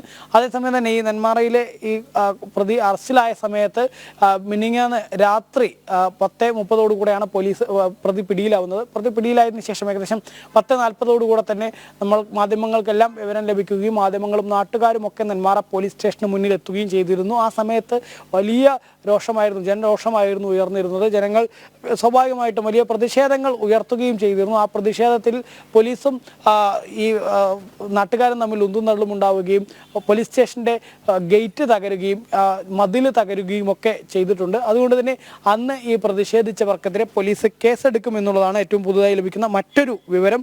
PDPP ആക്ട് പ്രകാരമാണ് പോലീസ് കേസെടുക്കുന്നത്. പ്രതിഷേധക്കാർ ഈ മതിൽ തകർത്തുകയും ഗേറ്റ് അടർത്തി മാറ്റുകയും ചെയ്ത ഈ നടപടി ഉൾപ്പെടെ പോലീസ് ഈ പൊതുമുതൽ നശിപ്പിച്ചത് ഉൾപ്പെടെ ഇവർക്കെതിരെ ചുമത്തും, ഈ വകുപ്പുകൾ ഉൾപ്പെടെ ചുമത്തുമെന്നാണ് മനസ്സിലാക്കാൻ സാധിക്കുന്നത്. ഒരു പോലീസുകാരനെ പരിക്കേൽക്കുകയും ചെയ്തിരുന്നു എന്ന് പോലീസ് പറയുന്നുണ്ട്. ഉടൻ പ്രതികളെ അറസ്റ്റ് ചെയ്യുമെന്നുള്ളതാണ് നെന്മാറ പോലീസ് ഈ പ്രതിഷേധവുമായി ബന്ധപ്പെട്ട് പറയുന്നത്. ഏതായാലും അന്ന് ഈ രാത്രി സമയത്ത്, അതായത് അർദ്ധരാത്രി സമയത്തൊക്കെ പ്രതിഷേധം നീളുകയായിരുന്നു. പോലീസ് ഈ ജനങ്ങൾക്കെതിരെ ലാത്തി ചാർജ് നടത്തുകയും പെപ്പർ സ്പ്രേ ഉപയോഗിക്കുകയും ഒക്കെ ചെയ്തിരുന്നു. ജനപ്രതിനിധികൾ ഉൾപ്പെടെ എത്തിയാണ് ജനരോഷത്തെ നിയന്ത്രിക്കാൻ അന്ന് കഴിഞ്ഞിരുന്നത് എന്നുള്ളതും ഓർക്കേണ്ടതുണ്ട്. ഏതായാലും PDPP ആക്ട് പ്രകാരമാണ് ഈ പ്രതിഷേധിച്ച ആളുകൾക്കെതിരെ പോലീസ് കേസെടുക്കാൻ ഒരുങ്ങുന്നത്. അതിൽ എത്ര പേരുണ്ടാവും എന്നുള്ളതൊക്കെ ഇനി പോലീസ് കേസെടുക്കുമ്പോൾ വ്യക്തമാവും. സ്വാഭാവികമായിട്ടും ഈ PDPP ആക്ട് പ്രകാരം നാട്ടുകാർക്കെതിരെ കേസെടുത്താൽ അത് മറ്റൊരു പ്രതിഷേധങ്ങളിലേക്ക് കൂടെ കടക്കാനുള്ള സാധ്യതയും ഉണ്ട് എന്നുള്ളതാണ്. കാരണം ഇത്തരത്തിലൊരു കൊടും ക്രിമിനലിനെ അറസ്റ്റ് ചെയ്യുമ്പോൾ ഉണ്ടാവുന്ന ജനരോഷം അത് സ്വാഭാവികമാണ് എന്നുള്ളതാണ് നാട്ടുകാരും മറ്റുമൊക്കെ പറയുന്നത്. അതിന് എതിരെ ഇനി കേസെടുക്കുകയാണെങ്കിൽ പ്രതിപക്ഷ രാഷ്ട്രീയ പാർട്ടികൾ ഉൾപ്പെടെ അതിനെതിരെ രംഗത്ത് വരാനുള്ള സാധ്യതയും കാണുന്നു എന്നുള്ളതാണ്. ദേവിക. തീർച്ചയായും പ്രതി ചെന്താമരയെ കസ്റ്റഡിയിൽ വാങ്ങിക്കൊണ്ട് അന്വേഷണം കൂടുതൽ ഊർജിതമാക്കാൻ തന്നെയാണ് പോലീസിൻ്റെ നീക്കം. ഒരുങ്ങൽ നൽകുകയായിരുന്നു അരുൺ ആലത്തൂർ. മറ്റൊരു വാർത്തയിലേക്ക്. പ്രതിപക്ഷ നേതാവ് VD സതീശൻ നയിക്കുന്ന മലയോര സമരയാത്രയിൽ മുൻ MLA PV അൻവർ പങ്കെടുക്കും. അൻവറിൻ്റെ UDF പ്രവേശനത്തിൽ കോൺഗ്രസ് നേതാക്കൾക്ക് എതിർപ്പുണ്ട്. എന്നാൽ മുസ്ലിം ലീഗിൻ്റെ സമ്മർദ്ദങ്ങൾക്ക് വഴങ്ങിയാണ് പ്രതിപക്ഷ നേതാവിൻ്റെ യാത്രയിൽ അൻവറിനെ പങ്കെടുപ്പിക്കുന്നത് എന്നാണ് സൂചന. വിവരങ്ങളുമായി ശിവദാസ് കന്മനം ചേരുന്നു. ശിവദാസ്, PV അൻവർ അങ്ങനെ UDFിലേക്ക് വരാൻ അങ്ങനെ ഏറെ താല്പര്യത്തോടെ നിൽക്കുകയാണ്. പക്ഷേ കോൺഗ്രസ് നേതാക്കൾ സമ്മതിക്കുന്നുമില്ല. മുസ്ലിം ലീഗിന് അദ്ദേഹത്തെ UDFിലേക്ക് എടുക്കണമെന്നുള്ള ശക്തമായ ആഗ്രഹവുമുണ്ട്. ഈ ഘട്ടത്തിലാണ് VD സതീശൻ നയിക്കുന്ന മലയോര യാത്രയെ സ്വീകരിക്കാൻ മുൻ MLA PV അൻവർ എത്തുന്നത്. അങ്ങനെ തന്നെയല്ലേ ശിവദാസ്?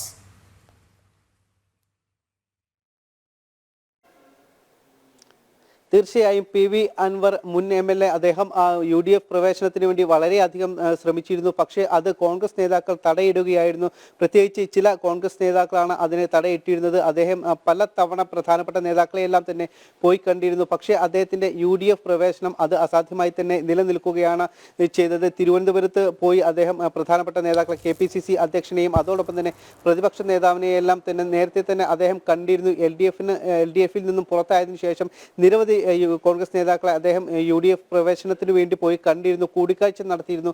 പക്ഷേ ആ UDF പ്രവേശനം അത് സാധ്യമായില്ല. അതിനുശേഷമാണ് PV അൻവർ തൃണമൂൽ കോൺഗ്രസിന്റെ ഭാഗമായത്. ബംഗാളിൽ പോയി തൃണമൂൽ കോൺഗ്രസ് നേതാക്കളുമായി ചർച്ച നടത്തി.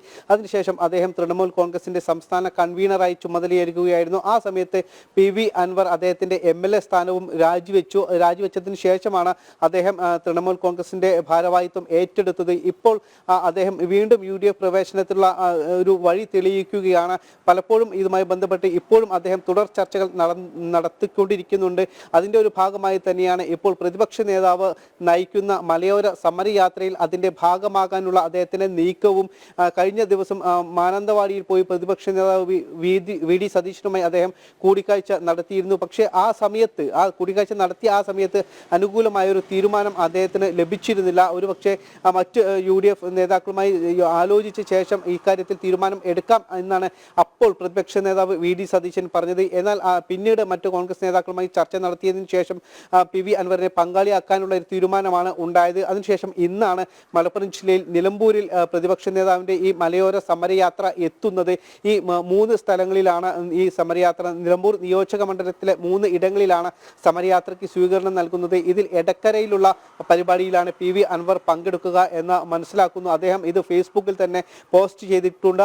പ്രതിപക്ഷ നേതാവ് നയിക്കുന്ന മലയോര സമരയാത്രയിൽ താൻ പങ്കെടുക്കും എന്ന് അദ്ദേഹം ഫേസ്ബുക്കിൽ തന്നെ കുറിപ്പായി അദ്ദേഹം എഴുതിയിട്ടുണ്ട്. അത്തരത്തിൽ അദ്ദേഹം UDF പ്രവേശനത്തിനുള്ള ഒരു വഴി കൂടി തേടുകയാണ് എന്നതാണ് നമുക്ക് ഇതിൽ നിന്നും മനസ്സിലാക്കാൻ കഴിയുന്നത്. പ്രത്യേകിച്ച് മുസ്ലിം ലീഗിന്റെ ഒരു കടുത്ത സമ്മർദ്ദം കൂടി ഇതിന് പിന്നിലുണ്ട് എന്നത് വളരെ വ്യക്തമാണ്. നേരത്തെ അദ്ദേഹം പാണക്കാട് സാദിഖ് അലി ശിഹാബ് തങ്ങളെയും അതോടൊപ്പം തന്നെ PK കുഞ്ഞാലിക്കുട്ടി അടക്കമുള്ള മുസ്ലിം ലീഗിന്റെ പ്രധാനപ്പെട്ട നേതാക്കളെ എല്ലാം തന്നെ പോയി അവരുടെ വസതിയിൽ പോയി കണ്ടിരുന്നു. അവരുടെ ആശീർവാദവും PV അൻവറിന് ലഭിച്ചിരുന്നു UDF പ്രവേശനത്തിന് വേണ്ടിയുള്ള. അത്തരത്തിൽ മുസ്ലിം ലീഗിന്റെ കൃത്യമായ ഒരു സമ്മർദ്ദ തന്ത്രം ഇതിന് പിന്നിലുണ്ട്. കോൺഗ്രസിന്റെ പ്രധാനപ്പെട്ട നേതാക്കളെ എല്ലാം തന്നെ സമ്മർദ്ദത്തിലാക്കുന്ന തരത്തിലുള്ള ഇടപെടലുകളാണ് മുസ്ലിം ലീഗിന്റെ ഭാഗത്തു നിന്നും ഉണ്ടായിരിക്കുന്നത്. പ്രത്യേകിച്ച് PV അൻവർ ഒരു ന്യൂനപക്ഷ സംരക്ഷകൻ എന്ന രീതിയിൽ തന്നെ PV അൻവറിനെ കൊണ്ടുവന്ന വരുന്ന തെരഞ്ഞെടുപ്പുകളിൽ അത് UDFന് പ്രയോജനപ്പെടുത്താൻ കഴിയും എന്നൊരു സമ്മർദ്ദ തന്ത്രം ലീഗിന്റെ ഭാഗത്തു നിന്നും ഉണ്ട്. ആ ഒരു ഇടപെടൽ തന്നെയാണ് ഇപ്പോൾ UDFന്റെ ഇത്തരത്തിലുള്ള പരിപാടികളിൽ PV അൻവറിനെ കൂടി പങ്കാളിയാക്കാനുള്ള UDFന്റെ ഒരു നീക്കം. ആ നീക്കത്തിന് പിന്നിൽ മുസ്ലിം ലീഗിന്റെ ഒരു പ്രധാന ഇടപെടലുണ്ട്. വരും ദിവസങ്ങളിലും ഇത്തരത്തിലുള്ള ചില പരിപാടികളിൽ UDF സംഘടിപ്പിക്കുന്ന പരിപാടികളിൽ പങ്കെടുക്കാനുള്ള ഒരു സാധ്യത കൂടി നിലനിൽക്കുന്നുണ്ട്. കഴിഞ്ഞ കുറെ കാലങ്ങളായി PV അൻവർ ഇടതുപക്ഷത്തു നിന്നും പോന്നതിന് ശേഷം UDFിലേക്ക് എത്താനുള്ള ഒരു നീക്കം നടത്തിക്കൊണ്ടിരുന്നു. പക്ഷേ പല സമയങ്ങളിലും ആ കൂടിക്കാഴ്ചകളൊന്നും തന്നെ ഫലവത്തായിരുന്നില്ല. അതിനുശേഷം അദ്ദേഹം LDFിൽ നിന്നും പോകുന്നതിന് പുറത്തായതിനു ശേഷം അദ്ദേഹം DMKയിലും അതോടൊപ്പം തന്നെ DMKയിൽ അംഗമാകാൻ ശ്രമിച്ചെങ്കിലും പിണറായി വിജയന്റെ ഇടപെടൽ ഒരു ഘട്ടത്തിൽ PV അൻവർ പ്രത്യേകിച്ചും LDF വിട്ട് പുറത്തു വന്ന സമയത്ത് ഈ കോൺഗ്രസ് നേതാവായിട്ടുള്ള VD സതീശൻ, പ്രതിപക്ഷ നേതാവായിട്ടുള്ള VD സതീശനെ പോലെ ഒരു ഘട്ടത്തിൽ വിമർശിക്കുന്ന ഒരു സാഹചര്യമുണ്ടായി. പിന്നീട് അദ്ദേഹം അത് തിരുത്തുകയും ചെയ്തു. താൻ മറ്റു ചിലരുടെ ഉപദേശപ്രകാരമാണ്, മറ്റു ചിലർ പറഞ്ഞത് പ്രകാരമാണ് അങ്ങനെ പറഞ്ഞത് എന്നൊക്കെ പറഞ്ഞു. അപ്പോൾ VD സതീശനുമായിട്ടുണ്ടായിരുന്ന ഒരു അകൽച്ച മാറ്റാൻ കൂടി ഈ ഒരു ജാഥയെ സ്വീകരിക്കുന്ന സമ്മേളനത്തിൽ എത്തുന്നതിലൂടെ PV അൻവർ ആ ലക്ഷ്യവും മുന്നിൽ കാണുന്നുണ്ടല്ലോ. കാരണം VD സതീശന് എന്തെങ്കിലും എതിർപ്പുണ്ടെങ്കിൽ അത് ഇല്ലാതാക്കിക്കൊണ്ട് കോൺഗ്രസിലേക്ക് അല്ലെങ്കിൽ UDFിലേക്ക് പ്രവേശിക്കുക എന്നുള്ള വലിയ ഒരു രാഷ്ട്രീയ തന്ത്രം PV അൻവർ കാണുന്നുണ്ടല്ലോ. ശിവദാസ്.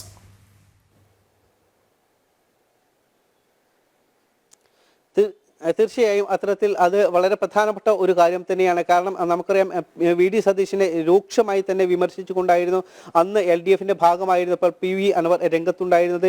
VD സതീശൻ വലിയ രീതിയിൽ തന്നെ അഴിമതി നടത്തിയിരുന്നു. അതിന്റെ രേഖകളെല്ലാം തന്നെ അദ്ദേഹം പുറത്തുവിടുക വരെ ചെയ്തിരുന്നു. പക്ഷേ അദ്ദേഹം ഈ LDFിൽ നിന്നും പുറത്തായപ്പോൾ UDF പ്രവേശന സമയത്ത് ഇതിൽ നിന്നെല്ലാം വ്യതിചലിച്ചുകൊണ്ട് അല്ലെങ്കിൽ ഇതിന് ബദലായിക്കൊണ്ടുള്ള കാര്യങ്ങളാണ് PV അൻവർ പിന്നീട് പറഞ്ഞത്. അതായത് പ്രതിപക്ഷ നേതാവിനെതിരെ താൻ പറഞ്ഞ കാര്യങ്ങൾ മറ്റു പലരും തന്നെ കൊണ്ട് പറയിപ്പിച്ചതാണ് എന്നാണ് അദ്ദേഹം പറഞ്ഞത്. പ്രത്യേകിച്ച് മുഖ്യമന്ത്രിയുടെ പൊളിറ്റിക്കൽ സെക്രട്ടറി ആയിട്ടുള്ള PK ശശി ഇത്തരത്തിൽ ആണ് തന്നെ ഇത്തരത്തിൽ ഈ ഒരു കാര്യങ്ങളെല്ലാം തന്നെ കൊണ്ട് ചെയ്യിപ്പിച്ചത് എന്ന് അദ്ദേഹം പറയുക ഉണ്ടായിരുന്നു. പിന്നീട് ഇതുമായി ബന്ധപ്പെട്ട് ഇദ്ദേഹത്തിന് PV അൻവറിന് വക്കീൽ നോട്ടീസ് അടക്കം ലഭിച്ചിരുന്നു. VD സതീശനെ പലതവണ ഈ UDF പ്രവേശനത്തിന് വേണ്ടി ഫോണിൽ ബന്ധപ്പെട്ടിരുന്നു. നേരിട്ട് പല തവണ കൂടിക്കാഴ്ച നടത്തിയിരുന്നു. VD സതീശനുമായി ഉണ്ടായിരുന്ന ഈ അകൽച്ച ഇല്ലാതാക്കാനുള്ള പല നടപടികളും കൂടിക്കാഴ്ചകളും ഈ PV അൻവറിന്റെ ഭാഗത്തു നിന്നും ഉണ്ടായിരുന്നു. ഇതിന്റെ തുടർച്ചയായി തന്നെയാണ് ഇപ്പോൾ പ്രതിപക്ഷ നേതാവിന്റെ ഈ യാത്രയിൽ പങ്കാളിയാവാനുള്ള PV അൻവറിന്റെ ഭാഗത്തു നിന്നും ഉള്ള ഈ നീക്കം എന്നത് വളരെ പ്രധാനപ്പെട്ട ഒരു കാര്യമാണ്. കാരണം കഴിഞ്ഞ ദിവസം അദ്ദേഹം മാനന്തവാടിയിൽ പോയി പ്രതിപക്ഷ നേതാവുമായി കൂടിക്കാഴ്ച നടത്തിയിരുന്നു. പക്ഷേ പ്രതിപക്ഷ നേതാവിന്റെ ഭാഗത്തു നിന്നും ഒരു പച്ചക്കൊടി അദ്ദേഹത്തിന് ലഭിച്ചിരുന്നില്ല. പക്ഷേ പിന്നീട് ഇന്ന് അതിനുശേഷമാണ് പ്രതിപക്ഷ നേതാവും മറ്റ് KPCC പ്രസിഡന്റുമായി അടക്കം ആലോചിച്ചതിന് ശേഷം PV അൻവറിനെ ഈ സമര യാത്രയിൽ പങ്കാളിയാക്കാനുള്ള ഒരു തീരുമാനം ഉണ്ടായത്. ആ തീരുമാനത്തിന് ശേഷമാണ് നേതാവ് നയിക്കുന്ന മലയോര യാത്രയെ സ്വീകരിക്കാൻ വേണ്ടി എത്തുന്നു. അത് വലിയ രാഷ്ട്രീയ വാർത്ത തന്നെയാണ്. കാരണം PV അൻവറിന്റെ UDF പ്രവേശനത്തിന് ഈ ഒരു അദ്ദേഹത്തിൻ്റെ ഈ സമ്മേളനത്തിൽ എത്തുന്നത് അതിനൊരു തുടക്കമാകുമെന്നുള്ള തരത്തിലാണ് വാർത്തകൾ വരുന്നത്.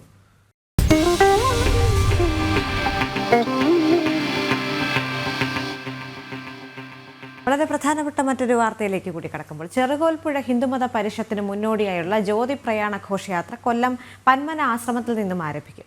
ചട്ടമ്പി സ്വാമികളുടെ മഹാസമാധി കുടികൊള്ളുന്ന പന്മനയിലെ ശ്രീ ബാലഭട്ടാരകേശ്വരം ക്ഷേത്ര സന്നിധിയിൽ ആശ്രമ മഠാധിപതി ശ്രീമദ് കൃഷ്ണമയാനന്ദ തീർത്ഥപാദർ ഹിന്ദുമത മഹാമണ്ഡലം പ്രസിഡന്റ് PS നായർക്ക് ദീപം പകർന്നു നൽകും. വിവിധ സ്വീകരണങ്ങൾ ഏറ്റുവാങ്ങിയുള്ള ജ്യോതി പ്രയാണം അയിരൂർ ചെറുകോൽപ്പുഴ വിദ്യാധിരാജ നഗറിൽ എത്തിച്ചേരും. ഫെബ്രുവരി 5 നടക്കുന്ന ഹിന്ദുമത പരിഷത്തിൽ RSS സർസംഘ ചാലക് ഡോക്ടർ മോഹൻ ഭാഗവത് പങ്കെടുക്കും. നിഷ ദിലീപ് ചേരുന്നുണ്ട്. നിഷ, വലിയൊരു കൂട്ടായ്മയ്ക്ക് അല്ലെങ്കിൽ ഒരു സമ്മേളനത്തിലാണ് തുടക്കം കുറിക്കുന്നത് ചെറുകോൽപ്പുഴയിൽ എന്ന് പറയേണ്ടി വരും. ഫെബ്രുവരി 5 സർസംഘ ചാലക് അടക്കം അവിടേക്ക് എത്തുകയാണ്. മാത്രവുമല്ല, ഓരോ ദിവസങ്ങളിലായി വിശിഷ്ട വ്യക്തികൾ, ഗോവ ഗവർണർ അടക്കം പങ്കെടുക്കുമെന്നും മനസ്സിലാക്കാൻ സാധിക്കുന്നുണ്ട്. കേന്ദ്രമന്ത്രി ജോർജ് കുര്യന്റെ അടക്കം സാന്നിധ്യം അവിടെ ഉണ്ടാകുമല്ലോ വരും ദിവസങ്ങളിൽ.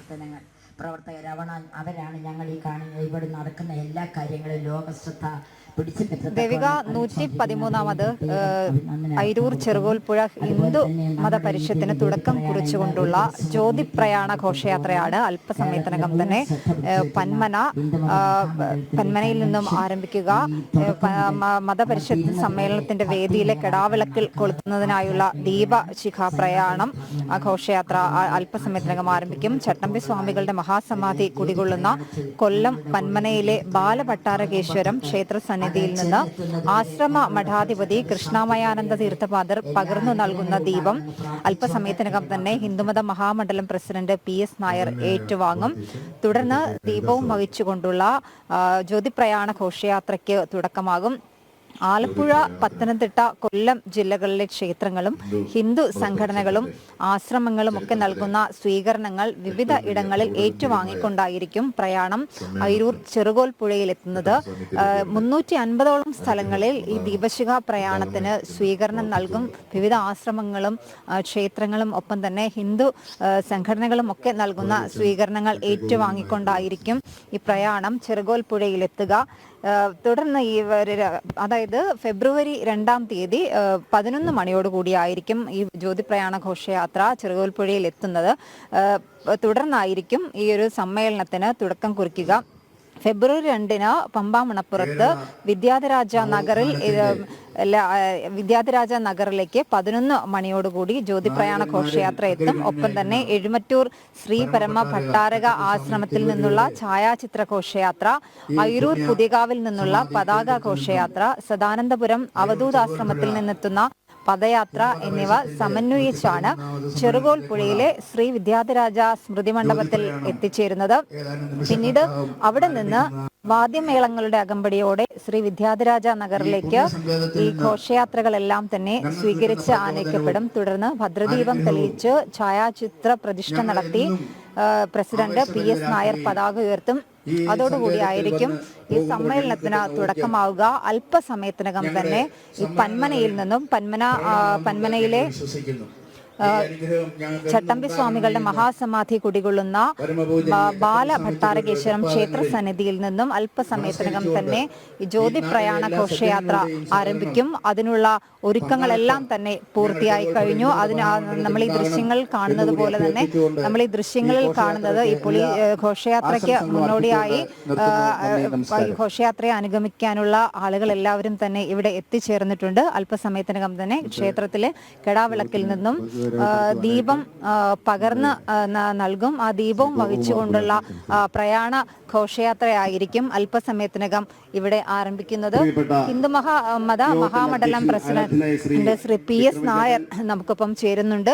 എത്ര സ്ഥലങ്ങളിൽ നിന്നുള്ള സ്വീകരണങ്ങൾ ഏറ്റുവാങ്ങി ആണ് ഈ ദീപജ്യോതി പ്രയാണം ചെറുകോൽപ്പുഴയിൽ എത്തുന്നത്? ഏതാണ്ട് 350ഓളം സ്വീകരണങ്ങൾ ഏറ്റുവാങ്ങിയാണ് ഇത് ചെറുകോൽപ്പുഴയിൽ എത്തുന്നത്. എല്ലാവർക്കും സാദര നമസ്കാരം. അതായത് ആലപ്പുഴ, പത്തനംതിട്ട, കൊല്ലം ജില്ലകളിലെ എല്ലാ സ്വീകരണങ്ങളല്ലേ ഏറ്റുവാങ്ങി? കൊല്ലം ജില്ലയിലും ആലപ്പുഴ ജില്ലയിലും പത്തനംതിട്ട ജില്ലയിലും ഇത് ഈ ഘോഷയാത്ര പോകുന്നുണ്ട്. 3 സ്ഥലങ്ങളിലെയും 3 സംസ്ഥാന ജില്ലകളിലെയും സ്വീകരണം ഏറ്റുവാങ്ങിയാണ് ചെറുകോൽപ്പുഴയിൽ എത്തുന്നത് 2-ാം തീയതി രാവിലെ 10:30 മണിക്ക്. എങ്ങനെയാണ് ഘോഷയാത്രയുടെ ക്രമീകരണങ്ങൾ ഒരുക്കിയത്? ഇതിന് പ്രത്യേക ഒരു വിഭാഗത്തെ തന്നെ നമ്മൾ നിയോഗിച്ചിട്ടുണ്ട്.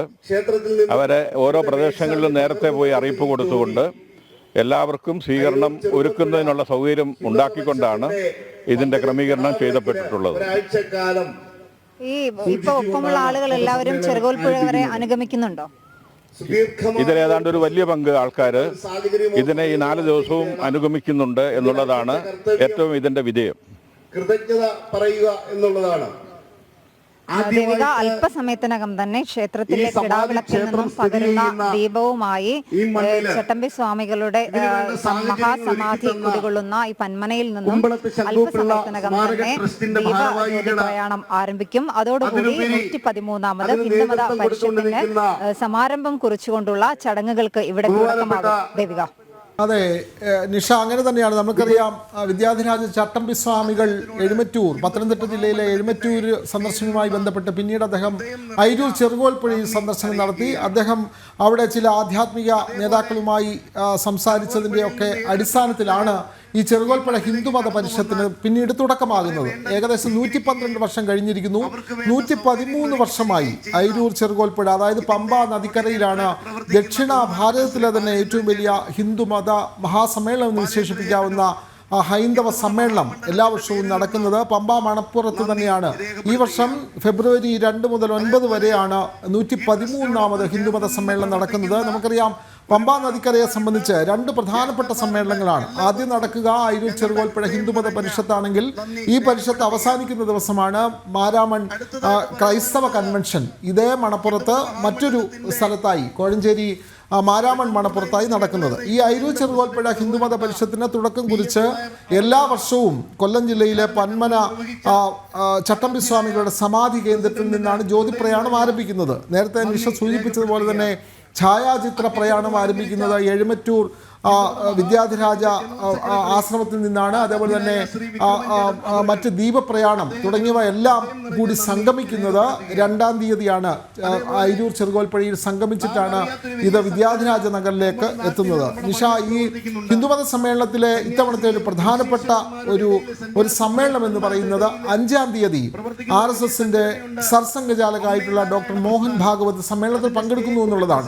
ഫെബ്രുവരി 5-നാണ് അദ്ദേഹം ഹിന്ദു ഏകതാ സമ്മേളനത്തിൽ പങ്കെടുക്കുന്നത്. അതുകൊണ്ട് തന്നെ മറ്റൊരു പ്രധാന കാര്യം, സംഘത്തിന്റെ ശതാബ്ദി വർഷമാണ്, 100ാം വർഷത്തിലാണ് സർസംഘചാലക് ദക്ഷിണ ഭാരതത്തിലെ തന്നെ ഏറ്റവും വലിയ ഹിന്ദുമത സമ്മേളനത്തിൽ പങ്കെടുക്കുന്നത്. അതുകൊണ്ട് തന്നെ ഡോക്ടർ മോഹൻ ഭാഗവതിന്റെ സാന്നിധ്യം കൊണ്ട് തന്നെ ഇത്തവണത്തെ സമ്മേളനം ഏറെ ശ്രദ്ധേയമാകും എന്നുള്ള കാര്യം പ്രത്യേകം എടുത്ത് പറയേണ്ടതല്ലേ നിഷ? ഞങ്ങളുടെ വൈസ് പ്രസിഡന്റുമാര്, ജോയിന്റ് സെക്രട്ടറിമാര്, വിനോദ, തീർച്ചയായും PS നായർ അല്പസമയം മുമ്പ് പറഞ്ഞതുപോലെ ഇത്തവണ വളരെ വിപുലമായ ഒരുക്കങ്ങൾ തന്നെ സർസംഘചാലക് പങ്കെടുക്കുന്നത് കൊണ്ട് തന്നെ ഇത്തവണത്തെ ഹിന്ദു സമ്മേളനം ഏറ്റവും ശ്രേഷ്ഠമാണ് എന്നാണ് അദ്ദേഹം പറഞ്ഞത്. അതുകൊണ്ട് തന്നെ അതിനുള്ള വിപുലമായ ഒരുക്കങ്ങൾ ദിവസങ്ങൾക്ക് മുമ്പേ പൂർത്തിയാക്കിയിരുന്നു. വിവിധ സ്ഥലങ്ങളിൽ നിന്നും സ്വീകരണങ്ങൾ ഏറ്റുവാങ്ങി പ്രയാണ ഘോഷയാത്ര ചെറുകോൽപ്പുഴയിൽ എത്തുമ്പോഴേക്കും വിവിധ ഇടങ്ങളിൽ നിന്നുള്ള മറ്റ് പ്രയാണ ഘോഷയാത്രകൾ എല്ലാം തന്നെ 2-ാം തീയതി 11 മണിയോടുകൂടി ചെറുകോൽപ്പുഴയിലെത്തും. തുടർന്നായിരിക്കും പതാക ഉയർത്തി 4 മണിയോടുകൂടി പതാക ഉയർത്തി സമ്മേളനത്തിന് തുടക്കമാകുക. സർസംഘ് ചാലക് പങ്കെടുക്കുന്നത് കൊണ്ട് തന്നെ വിപുലമായ സൗകര്യങ്ങളും വിപുലമായ ഒരുക്കങ്ങളും എല്ലാം തന്നെ ഏർപ്പെടുത്തിയിട്ടുണ്ട് എന്നാണ് PS നായർ അല്പസമയം പറഞ്ഞത്. എന്തായാലും വളരെ വിപുലമായ ഒരു തുടക്കം ഇപ്പോൾ കൊല്ലം പന്മനയിൽ നിന്നും ഇവിടെ തുടക്കം കുറിക്കുകയാണ്. അതിന് മുന്നോടിയായുള്ള യോഗ നടപടികൾ ഇവിടെ തുടങ്ങിക്കഴിഞ്ഞു. ഇനി അല്പസമയത്തിനകം തന്നെ ക്ഷേത്രത്തിൽ നിന്നുള്ള ദീപം PS നായർക്ക് ഇവിടുത്തെ ആശ്രമം മഠാധിപതി പകർന്നു നൽകും. ആ ദീപവും വഹിച്ചുകൊണ്ട് പ്രത്യേകം അലങ്കരിച്ച് തയ്യാറാക്കിയിരിക്കുന്ന രഥം ഇവിടെ പോകാനായി യാത്ര പുറപ്പെടാനായി തയ്യാറായി നിൽക്കുന്നുണ്ട്. ആ രഥത്തിലായിരിക്കും യാത്ര. 350ഓളം സ്വീകരണ കേന്ദ്രങ്ങൾ ആലപ്പുഴ, പത്തനംതിട്ട, കൊല്ലം ജില്ലകളിലായി 350ഓളം സ്വീകരണ കേന്ദ്രങ്ങളിൽ നിന്നുള്ള സ്വീകരണങ്ങളൊക്കെ ഏറ്റുവാങ്ങിക്കൊണ്ടുള്ള ഒരു പ്രയാണ ഘോഷയാത്രയായിരിക്കും അല്പസമയത്തിനകം ഇവിടെ നിന്ന് ആരംഭിക്കുന്നത്. ഇപ്പോൾ നമ്മൾ ദൃശ്യങ്ങളിൽ കാണുന്നത് ഈ പന്മനയിൽ നിന്നും ദീപം പകർന്ന് നൽകാൻ പോകുന്ന ചടങ്ങുകളാണ്. ഈ ദീപം പകർന്ന് നൽകിക്കഴിഞ്ഞാൽ നിരവധി പേരുടെ അകമ്പടിയോടുകൂടി, നൂറുകണക്കിന് ആളുകളുടെ അകമ്പടിയോടുകൂടിയായിരിക്കും ഇവിടെ നിന്ന് പുറപ്പെടുക. ഇതിനുള്ള തയ്യാറെടുപ്പുകളാണ്. ഇതിനുള്ള അവസാനവട്ട ഒരുക്കങ്ങൾ എല്ലാം തന്നെ പൂർത്തിയായിട്ടുണ്ട്. ചട്ടമ്പി സ്വാമികളുടെ മഹാസമാധി കുടികൊള്ളുന്ന കൊല്ലം പന്മനയിലെ ബാലഭട്ടാരകീശ്വരം ക്ഷേത്ര സന്നിധിയാണ് ഇപ്പോൾ നമ്മൾ ദൃശ്യങ്ങൾ കാണുന്നത്. ഇവിടെ നിന്നും ആശ്രമ മഠാധിപതി പകർന്നു നൽകുന്ന ദീപം ഹിന്ദു മത മഹാമണ്ഡലം പ്രസിഡന്റ് PS നായർ ഏറ്റുവാങ്ങും. ഈ ദീപം ഏറ്റുവാങ്ങിയതിനു ശേഷം ഇവിടെ പ്രത്യേകം അലങ്കരിച്ച് തയ്യാറാക്കിയുള്ള രഥമുണ്ട്. ആ രഥത്തിലേക്ക് ആ ദീപവും ആവാഹിച്ചുകൊണ്ടുള്ള പ്രയാണ ഘോഷയാത്ര, ജ്യോതി പ്രയാണ ഘോഷയാത്ര ഇവിടെ നിന്നും ആരംഭിക്കും. ആദ്യത്തെ ഒരു സ്വീകരണം എന്ന് പറയുന്നത് ഹിന്ദു മത മഹാമണ്ഡലം കൊല്ലം ജില്ലാ പ്രാദേശിക സമിതിയുടേതാണ്. തുടർന്ന് കൊല്ലത്ത് തന്നെ നിരവധി കേന്ദ്രങ്ങളിൽ സ്വീകരണങ്ങളുണ്ട്. ചട്ടമ്പി സ്വാമി മണ്ഡപം, ഒപ്പം കണ്ണൻകുളങ്ങര ദേവീക്ഷേത്രം, ഇടപ്പള്ളിക്കോട്ട, അങ്ങനെ പോകുന്നു സ്വീകരണ കേന്ദ്രങ്ങൾ. ഓച്ചിറ അമ്പലത്തിൽ സ്വീകരണമുണ്ട്. ഓച്ചിറയിലെ വിവിധ സ്ഥലങ്ങളിൽ സ്വീകരണമുണ്ട്. ഒപ്പം തന്നെ ശ്രീ വിദ്യാധിരാജപുരമുണ്ട്. ശ്രീ വിദ്യാധിരാജ ഇന്റർനാഷണലിന്റെ ആഭിമുഖ്യത്തിൽ സ്വീകരണം നൽകുന്നുണ്ട്. അങ്ങനെ 350ഓളം സ്വീകരണങ്ങൾ ഏറ്റുവാങ്ങിയായിരിക്കും ഫെബ്രുവരി 2-ന് 11 മണിയോടുകൂടി ഈ ഒരു ജ്യോതി പ്രയാണ ഘോഷയാത്ര ചെറുകോൽ പുഴയിൽ എത്തുന്നത്. ഈ ജ്യോതി പ്രയാണ ഘോഷയാത്ര, പന്മനയിൽ നിന്നുള്ള ജ്യോതി പ്രയാണ ഘോഷയാത്ര അവിടെ എത്തുന്ന സമയത്ത് തന്നെ എഴുമറ്റൂർ ശ്രീപരമ ഭട്ടാരക ക്ഷേത്രത്തിൽ ആശ്രമത്തിൽ നിന്നുള്ള ഛായാചിത്ര ഘോഷയാത്ര, അയിരൂർ പുതിയകാവിൽ നിന്നുള്ള പതാക ഘോഷയാത്ര, സദാനന്ദപുരം അവധൂതാശ്രമത്തിൽ നിന്നെത്തുന്ന പദയാത്ര എന്നിവയെല്ലാം തന്നെ ആ സമയത്ത് അവിടെ എത്തിച്ചേരും. ഈ ഘോഷയാത്രകളെല്ലാം ഒന്നിച്ച് സമന്വയിച്ച് ചെറുകോൽപ്പുഴ വിദ്യാധിരാജ സ്മൃതി മണ്ഡപത്തിൽ എത്തിച്ചേരും. അവിടെ നിന്ന് വാദ്യമേളങ്ങളുടെ അകമ്പടിയോടുകൂടി ശ്രീ വിദ്യാധിരാജ നഗറിലേക്ക് ഈ ഘോഷയാത്രകളെ എല്ലാം തന്നെ സ്വീകരിച്ച് ആനയിക്കും. തുടർന്ന് ഭദ്രദീപം തെളിയിച്ച് ഛായാചിത്ര പ്രതിഷ്ഠ നടത്തി ഹിന്ദു മത മഹാമണ്ഡലം പ്രസിഡന്റ് PS നായർ പതാക ഉയർത്തും. നമ്മളിപ്പോൾ ദൃശ്യങ്ങൾ കാണുന്നത് ഈ ദീപം പകർന്ന് നൽകുന്നതാണ്. PS നായർ ദീപം ഏറ്റുവാങ്ങുന്നു. ഈ ദീപവുമായി അല്പസമയത്തിനകം തന്നെ പ്രത്യേകം അലങ്കരിച്ച് തയ്യാറാക്കി നിർത്തിയിരിക്കുന്ന രഥത്തിൽ ദീപം കൊളുത്തും. ദീപം അവിടേക്ക് രഥത്തിലേക്ക് ദീപം കൊണ്ടുപോകും. അതിനുശേഷം ദീപം വഹിച്ചുകൊണ്ടുള്ള ജ്യോതി പ്രയാണ ഘോഷയാത്ര ആരംഭിക്കും. നൂറുകണക്കിന് പേരാണ് ഈ ജ്യോതി പ്രയാണ ഘോഷയാത്രയെ അനുഗമിക്കാനായി ഇവിടേക്ക് എത്തിച്ചേർന്നിട്ടുള്ളത്. എന്തായാലും ജ്യോതി പ്രയാണ ഘോഷയാത്ര അല്പസമയത്തിനകം തന്നെ പന്മനയിൽ നിന്നും ആരംഭിക്കും. ദേവിക വിനോദ്. അതെ, പന്മന പരമഭട്ടാര വിദ്യാധിരാജ ചട്ടമ്പി സ്വാമികളുടെ സമാധി കേന്ദ്രത്തിൽ നിന്നുള്ള ജ്യോതി പ്രയാണം അയിരൂർ ചെറുകോൽപ്പുഴ ഹിന്ദുമത പരിഷത്തിലേക്ക് 113ാമത് മഹാ ഹിന്ദുമത പരിഷത്തിലേക്കുള്ള ജ്യോതി പ്രയാണം കൊല്ലം പന്മന വിദ്യാധിരാജ ചട്ടമ്പി സ്വാമികളുടെ സമാധി കേന്ദ്രത്തിൽ നിന്നും ആരംഭിക്കുകയാണ്. പരിഷത്ത് പ്രസിഡന്റ് ശ്രീ PS നായർ ജ്യോതി ഏറ്റുവാങ്ങി. ഇനി വിവിധ ക്ഷേത്രങ്ങളും വിവിധ ഹൈന്ദവ കേന്ദ്രങ്ങളിലെയും സ്വീകരണങ്ങൾ ഏറ്റുവാങ്ങി ഫെബ്രുവരി 2-നാണ് ഈ ജ്യോതി പ്രയാണം ചെറുകോൽപ്പുഴയിൽ എത്തിച്ചേരുക. ഇതേസമയം തന്നെ മറ്റ് കേന്ദ്രങ്ങളിൽ നിന്നും എഴുമറ്റൂർ ആശ്രമത്തിൽ നിന്നും ഛായാചിത്ര ഘോഷയാത്ര, അതേപോലെ തന്നെ മറ്റ് കൊടിമര ഘോഷയാത്ര ഒക്കെ തന്നെ നടക്കുന്നുണ്ട്. ഇതെല്ലാം ചെറുകോൽപ്പുഴയിൽ സംഗമിച്ച് ഫെബ്രുവരി 2-നാണ് ഈ ഘോഷയാത്രകൾ വിദ്യാധിരാജ നഗറിലെത്തുന്നത്. അന്ന് വൈകിട്ട് സമ്മേളനം ആരംഭിക്കും. ഫെബ്രുവരി 5-ന് നടക്കുന്ന ഹിന്ദു ഏകതാ സമ്മേളനത്തിൽ RSS സർസംഘചാലക് ഡോക്ടർ മോഹൻ ഭാഗവത് പങ്കെടുക്കുന്നു എന്നുള്ളതാണ് ഇത്തവണത്തെ സമ്മേളനത്തിൻ്റെ പ്രത്യേകത. ഫെബ്രുവരി 9 വരെയാണ് ഈ വർഷത്തെ സമ്മേളനത്തിൽ വിവിധ ഹൈന്ദവ സന്യാസി ശ്രേഷ്ഠന്മാരും ഒക്കെ തന്നെ പങ്കെടുക്കുന്നുണ്ട്. ജ്യോതിപ്രയാണത്തിൻ്റെ തത്സമയ ദൃശ്യങ്ങളാണ് നമ്മൾ കണ്ടത്.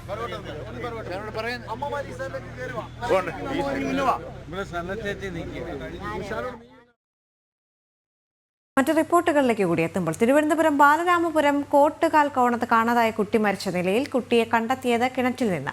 ഉറങ്ങിക്കിടന്ന കുഞ്ഞിനെ കാണാതായത് ഇന്ന് രാവിലെയാണ്. ശ്രീതു ശ്രീജിത്ത് ദമ്പതികളുടെ മകൾ 2 വയസ്സുള്ള ദേവേന്ദുവാണ് മരിച്ചത്. ശാലിനി ചേരുന്നുണ്ട്. ശാലിനി, ഈ 2 വയസ്സുകാരിയായ കുഞ്ഞ് എന്തായാലും സ്വാഭാവികമായി എഴുന്നേറ്റ് നടന്ന് കിണറ്റിലേക്ക് വീഴാനുള്ള സാധ്യത കുറവല്ലേ? ഇപ്പോൾ കുട്ടിയെ കിണറ്റിൽ നിന്നാണ് ലഭിച്ചിരിക്കുന്നത്. കുട്ടി മരിച്ചിരിക്കുന്നു. മറ്റ് വിവരങ്ങൾ എന്തൊക്കെയാണ്? പോലീസിന്റെ ഭാഗത്തു നിന്ന് ഏതെങ്കിലും തരത്തിലുള്ള പ്രതികരണങ്ങൾ വരുന്നുണ്ടോ?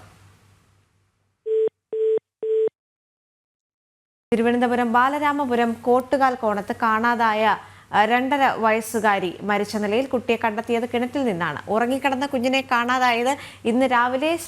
ശ്രീജിത്ത് ദമ്പതികളുടെ മകൾ ദേവേന്ദുവാണ് മരണപ്പെട്ടത്. ഇനി കൂടുതൽ വിവരങ്ങൾ പുറത്തു വരേണ്ടതുണ്ട്. ഈ കിണറിന് ചുറ്റുകെട്ടുള്ള കിണറാണോ അല്ലെങ്കിൽ മറ്റേത് തരത്തിലാണ് ഇത്തരത്തിലുള്ള? ഉറങ്ങിക്കിടന്ന കുട്ടിയാണ് ഇപ്പോൾ കാണാതായിരിക്കുന്നത്. ഇപ്പോൾ അവരുടെ മരണം സംഭവിച്ചിരിക്കുന്നു. ശാലിനി ചേരുന്നുണ്ട്. ശാലിനി, ഈ കുഞ്ഞ് 2 വയസ്സ് മാത്രമുള്ള കുഞ്ഞാണ്. ഉറങ്ങിക്കിടക്കുകയായിരുന്നു അച്ഛൻ്റെയും അമ്മയുടെയും ഒപ്പം. അതിനുശേഷമാണ് കുഞ്ഞിനെ കാണാതാകുന്നത്. പക്ഷെ കിണറ്റിൽ നിന്ന് കുട്ടിയുടെ മൃതശരീരം കിട്ടുന്നൊരു സാഹചര്യം ഉണ്ടായിട്ടുണ്ടല്ലോ. അതിൽ ദുരൂഹത പോലീസ് പറയുന്നുണ്ട്. പോലീസിന്റെ ഭാഗത്തു നിന്ന് ഏത് തരത്തിലുള്ള പ്രതികരണമാണ് പുറത്തേക്ക് വരുന്നത്?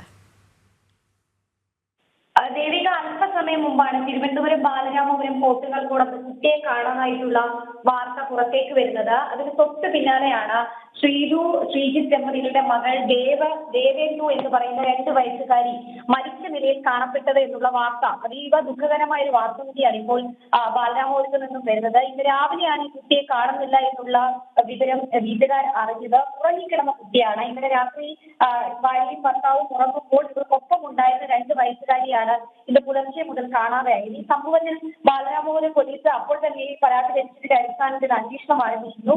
തൊട്ടു പിന്നാലെ കുടുംബവും ഈ കുട്ടിക്കായുള്ള തെരച്ചിൽ നടത്തിയിരുന്നു. പിന്നാലെയാണ് ഈ സമീപത്ത് വീണ്ടും തന്നെ ചേർന്നുള്ള കിണറ്റിൽ ഈ കുട്ടി ഉണ്ടോ എന്നുള്ളത് സംശയം പോലീസിന് ഉണ്ടാകുന്നത്. ഇതിന്റെ അടിസ്ഥാനത്തിൽ നടത്തിയ പരിശോധനയിലാണ് ഈ കുട്ടി ഈ കിണറ്റിൽ തന്നെ ഉണ്ടായിരുന്നു എന്നുള്ള സ്ഥിരീകരണത്തിലേക്ക് ഇപ്പോൾ എത്തുന്നത്. ആ സ്ഥിരീകരണത്തിൽ കുട്ടി മരിച്ചു എന്നുള്ള ഒരു സ്ഥിരീകരണം കൂടിയാണ് പോലീസ് നടത്തുന്നത് എന്നുള്ളതാണ് ഏറ്റവും ശ്രദ്ധേയമായിട്ടുള്ള കാര്യം.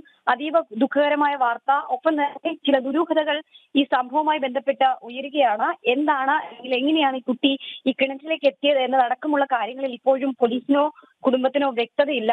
കൊലപാതകമോ അല്ലെങ്കിൽ അത്തരത്തിലുള്ള എന്തെങ്കിലും ദുരൂഹത ഈ സംഭവത്തിൽ ഉണ്ടോ എന്നതടക്കമുള്ള കാര്യങ്ങളും ഈ ഘട്ടത്തിൽ പോലീസ് പരിശോധിക്കുകയാണ്. ഫയർഫോഴ്സ് അടക്കം എത്തിയാണ് ഈ കുട്ടിയെ പുറത്തെടുത്തത് എന്നുള്ളതാണ് പ്രദേശവാസികൾ ഇപ്പോൾ വ്യക്തമാക്കുന്നത്. പോസ്റ്റ്മോർട്ടം അടക്കമുള്ള കാര്യങ്ങൾ, ഒപ്പം തന്നെ മറ്റ് വിശദമായ ചോദ്യം ചെയ്യലുകൾ അടക്കം ഉണ്ടായാൽ മാത്രമേ ഇക്കാര്യത്തിൽ ഒരു വ്യക്തത വരികയുള്ളൂ. എന്നാലും അതിദാരുണമായ സംഭവമാണ് ബാലരാമപുരത്ത് നിന്നും ഈ മണിക്കൂറിൽ പുറത്തേക്ക് വരുന്നത്. 2 വയസ്സുകാരി കാണാതായ 2 വയസ്സുകാരിയുടെ മൃതദേഹം ഇപ്പോൾ കിണറ്റിൽ നിന്നും കണ്ടെത്തിയിരിക്കുകയാണ്. ദേവിക, അതെ, ഇക്കാര്യത്തിൽ കൂടുതൽ അന്വേഷണം ആവശ്യമുണ്ട്. നേരത്തെ ശാലിനി പറഞ്ഞ പോലെ തന്നെ ഇക്കാര്യത്തിൽ ദുരൂഹതയുണ്ട്. കാരണം ഉറങ്ങിക്കിടന്ന ഒരു കുഞ്ഞിനെ കിണറ്റിൽ മരിച്ച നിലയിൽ കാണപ്പെടുന്നു എന്നുള്ളത് ദുരൂഹത നിറഞ്ഞ കാര്യം തന്നെയാണ്. അപ്പോൾ ഇത് എങ്ങനെ സംഭവിച്ചതാണ് തുടങ്ങിയ കാര്യങ്ങൾ, പ്രത്യേകിച്ചും വീട്ടിലുള്ള അച്ഛൻ്റെയും അമ്മയുടെയും ഒക്കെ മൊഴി, അതേപോലെ തന്നെ അയൽവാസികൾ, ഇത്തരത്തിലുള്ള കാര്യങ്ങളൊക്കെ പോലീസ് അന്വേഷണത്തിലേക്ക് നീങ്ങുന്നുണ്ടായിരിക്കുമല്ലോ.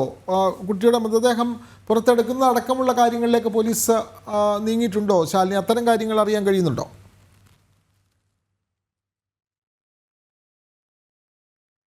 നമ്മൾ പറയുന്നത് പോലെ തന്നെ ചില ദുരൂഹതകൾ ഇക്കാര്യത്തിലുണ്ട്. ഇന്നലെ രാത്രി അച്ഛനും അമ്മയ്ക്കും ഒപ്പം ഉറങ്ങാൻ കിടന്ന ഒരു കുട്ടിയാണ്. ആ കുട്ടിയാണ് ഇന്ന് രാവിലെയോടുകൂടി ഇത്തരത്തിൽ മരിച്ച നിലയിൽ കാണുന്നത്. അതും ആദ്യം കാണാതെയാകി എന്നുള്ള വാർത്തകൾ വരുന്നു. തൊട്ടു പിന്നാലെ തന്നെ മരിച്ചതായുള്ള വിവരം സ്ഥിരീകരണത്തിലേക്ക് എത്തുന്നു. അതും കിണറ്റിൽ നിന്നാണ് ഈ കുട്ടിയെ കണ്ടെത്തിയിട്ടുള്ളത്. നമുക്ക് 2 വയസ്സുകാരിയാണ്. സ്വാഭാവികമായും ഒരു 2 വയസ്സുകാരി എത്രത്തോളം ദൂരം ഒറ്റയ്ക്ക് സഞ്ചരിക്കും, അല്ലെങ്കിൽ രാത്രിയാണ് പുലർച്ചെ സമയം സമയമാണ്. അപ്പോൾ അത് എങ്ങനെ മുറിക്കകത്ത് ഉറങ്ങിക്കിടന്ന കുട്ടിയാണ്, മുറിയിൽ നിന്നും വാതിൽ തുറന്നത് എങ്ങനെ പുറത്തേക്ക് ഇറങ്ങി എന്നതടക്കമുള്ള ദുരൂഹതകളും ചോദ്യങ്ങളും ഈ ഘട്ടത്തിൽ ഉയരുന്നുമുണ്ട്. അത് മാത്രമല്ല, കിണറ്റിലേക്ക് എങ്ങനെ ഈ കുട്ടി എത്തി എന്നതും ഒരു ചോദ്യം നിൽക്കുകയാണ്. കൊലപാതകമാണോ, മറ്റേതെങ്കിലും തരത്തിലുള്ള ദുരൂഹതകൾ ഇക്കാര്യത്തിലുണ്ടോ എന്നതടക്കമുള്ള കാര്യത്തിൽ ഒരു വ്യക്തത വരേണ്ടത് പോലീസിന്റെ ഭാഗത്തു നിന്നും അന്വേഷണത്തിന്റെ ഭാഗമായിട്ടൊക്കെയാണ്. ഇപ്പോൾ എന്തായാലും പ്രദേശവാസികൾ, നാട്ടുകാർ അടക്കമുള്ളവർ അവിടെയുണ്ട്, രക്ഷകർത്താക്കൾ അവിടെയുണ്ട്. പോലീസിന്റെ അന്വേഷണം ബാലരാമപുരം പോലീസ് ഒരു ഭാഗത്ത് നടത്തുന്നുണ്ട്. മൃതദേഹം ഇപ്പോൾ സമീപത്തെ ആശുപത്രിയിലേക്ക് മാറ്റിയിട്ടുമുണ്ട്. ശരി ശാലിനി, ഈ പ്രാഥമിക ഘട്ടമാണല്ലോ, കാരണം കൂടുതൽ വിവരങ്ങൾ വരാനിരിക്കുന്നതേ ഉണ്ടാവുകയുള്ളൂ. പക്ഷെ അസ്വാഭാവികമായ എന്തെങ്കിലും സംഭവം ഈ കുടുംബത്തിലോ അല്ലെങ്കിൽ പ്രദേശത്തോ ഉണ്ടായതായി അവിടെയുള്ള നാട്ടുകാർ പറയുന്നുണ്ട് ഈ ഒരു ഘട്ടത്തിൽ? അത് തന്നെയാണ് കൃത്യമായ നിരവധി ചോദ്യങ്ങൾ ഉയരുന്നുണ്ട്.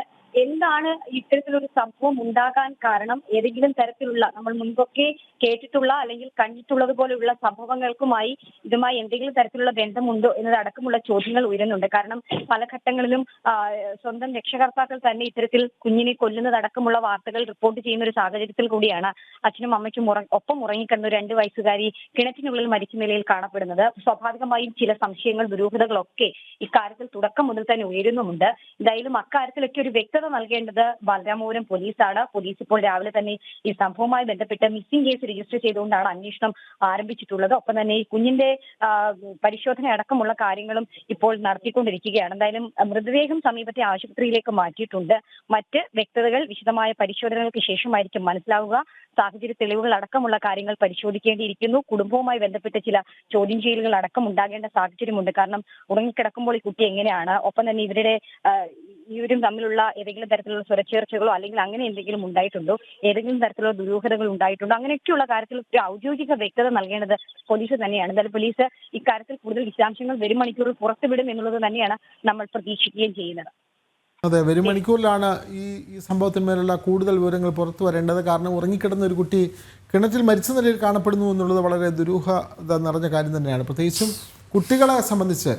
കുട്ടികളെ സംബന്ധിച്ചുള്ള ഇത്തരത്തിലുള്ള ദുരൂഹ മരണങ്ങൾ വർദ്ധിക്കുന്നു എന്നുള്ളതാണ്. അതെ, ഇനി ഒരു വിഷയത്തിൽ ഈ മാതാപിതാക്കൾ ഇപ്പോൾ അവരുടെ മാനസികാവസ്ഥ നമുക്ക് മനസ്സിലാകും. പക്ഷേ ഇനി വരുന്ന മണിക്കൂറുകളിൽ പോലീസ് അവരുടെ മൊഴികളെല്ലാം രേഖപ്പെടുത്തുന്ന ഒരു സാഹചര്യമുണ്ട്. അതുകൂടി കഴിഞ്ഞാൽ മാത്രമേ ഇതിൽ കൃത്യമായ അല്ലെങ്കിൽ വ്യക്തമായ എന്തെങ്കിലും ഒരു കാര്യം പറയാൻ സാധിക്കുകയുള്ളൂ. വിനോദ്, ഈ ഒരു ഘട്ടത്തിൽ പ്രാഥമിക ഘട്ടമാണ്. ഇനിയും വരുന്ന മണിക്കൂറുകളിലായിരിക്കാം കൂടുതൽ വിവരങ്ങൾ പുറത്തേക്ക് വരിക.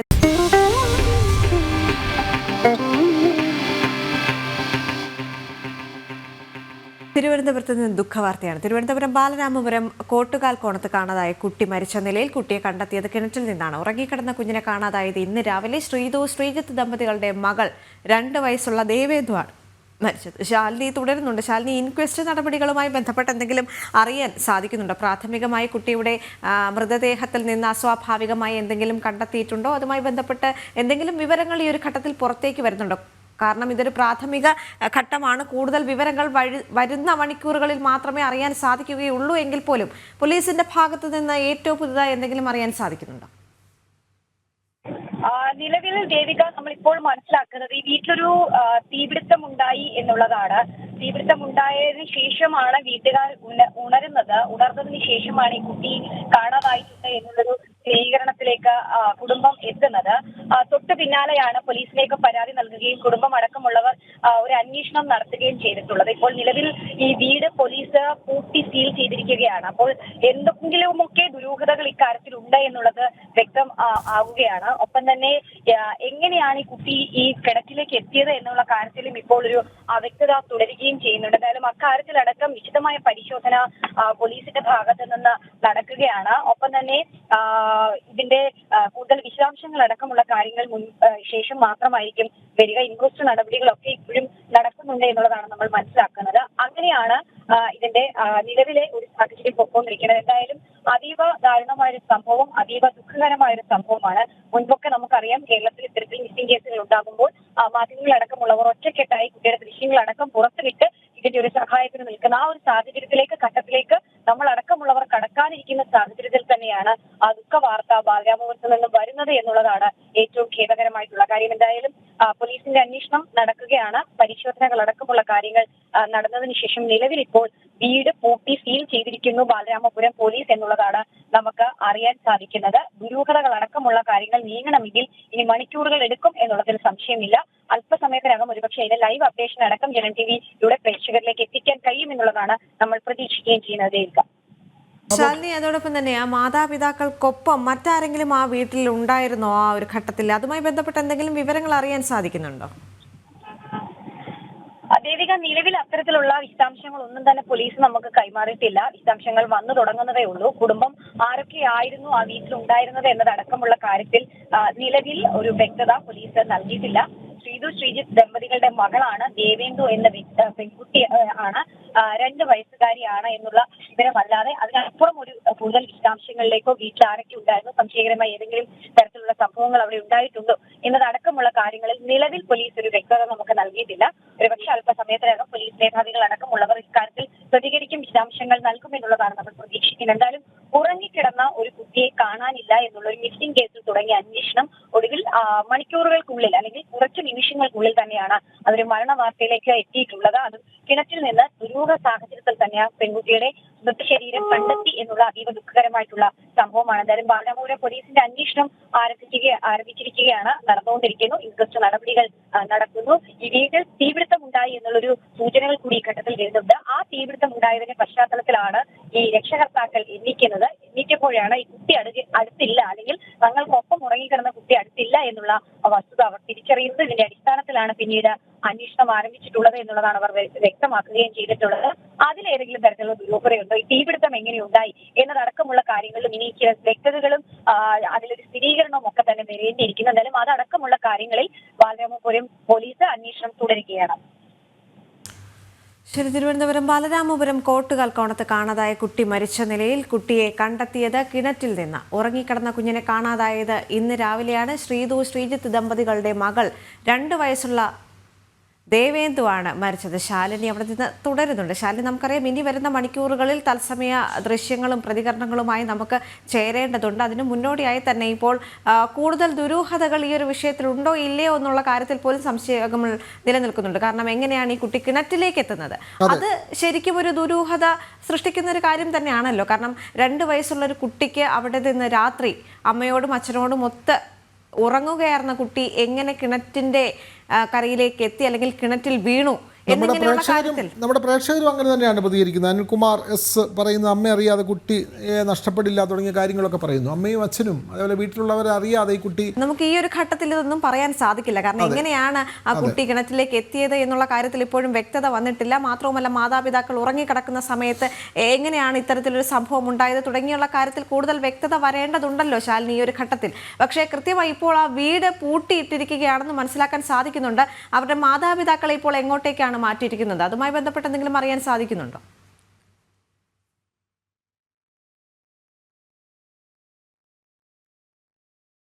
ബാലരാമപുരം കോട്ടുകാൽക്കോണത്താണ് കാണാതായ കുട്ടിയെ മരിച്ച നിലയിൽ കാണപ്പെടുന്നത്. കുട്ടി വീടിന് സമീപത്തെ കിണറ്റിലാണ് മരിച്ച നിലയിൽ കാണപ്പെട്ടത്. വിവരങ്ങൾ നൽകുകയാണ് ശാലിനി. ശാലിനി, ഈ സംഭവത്തിൽ നമുക്ക് കൂടുതൽ വിവരങ്ങൾ ഇനി അറിയേണ്ടതുണ്ട്. കാരണം പോലീസിൻ്റെ ഭാഗത്തു നിന്നാണ് ഇക്കാര്യത്തിൽ പ്രതികരണങ്ങൾ വരേണ്ടത്.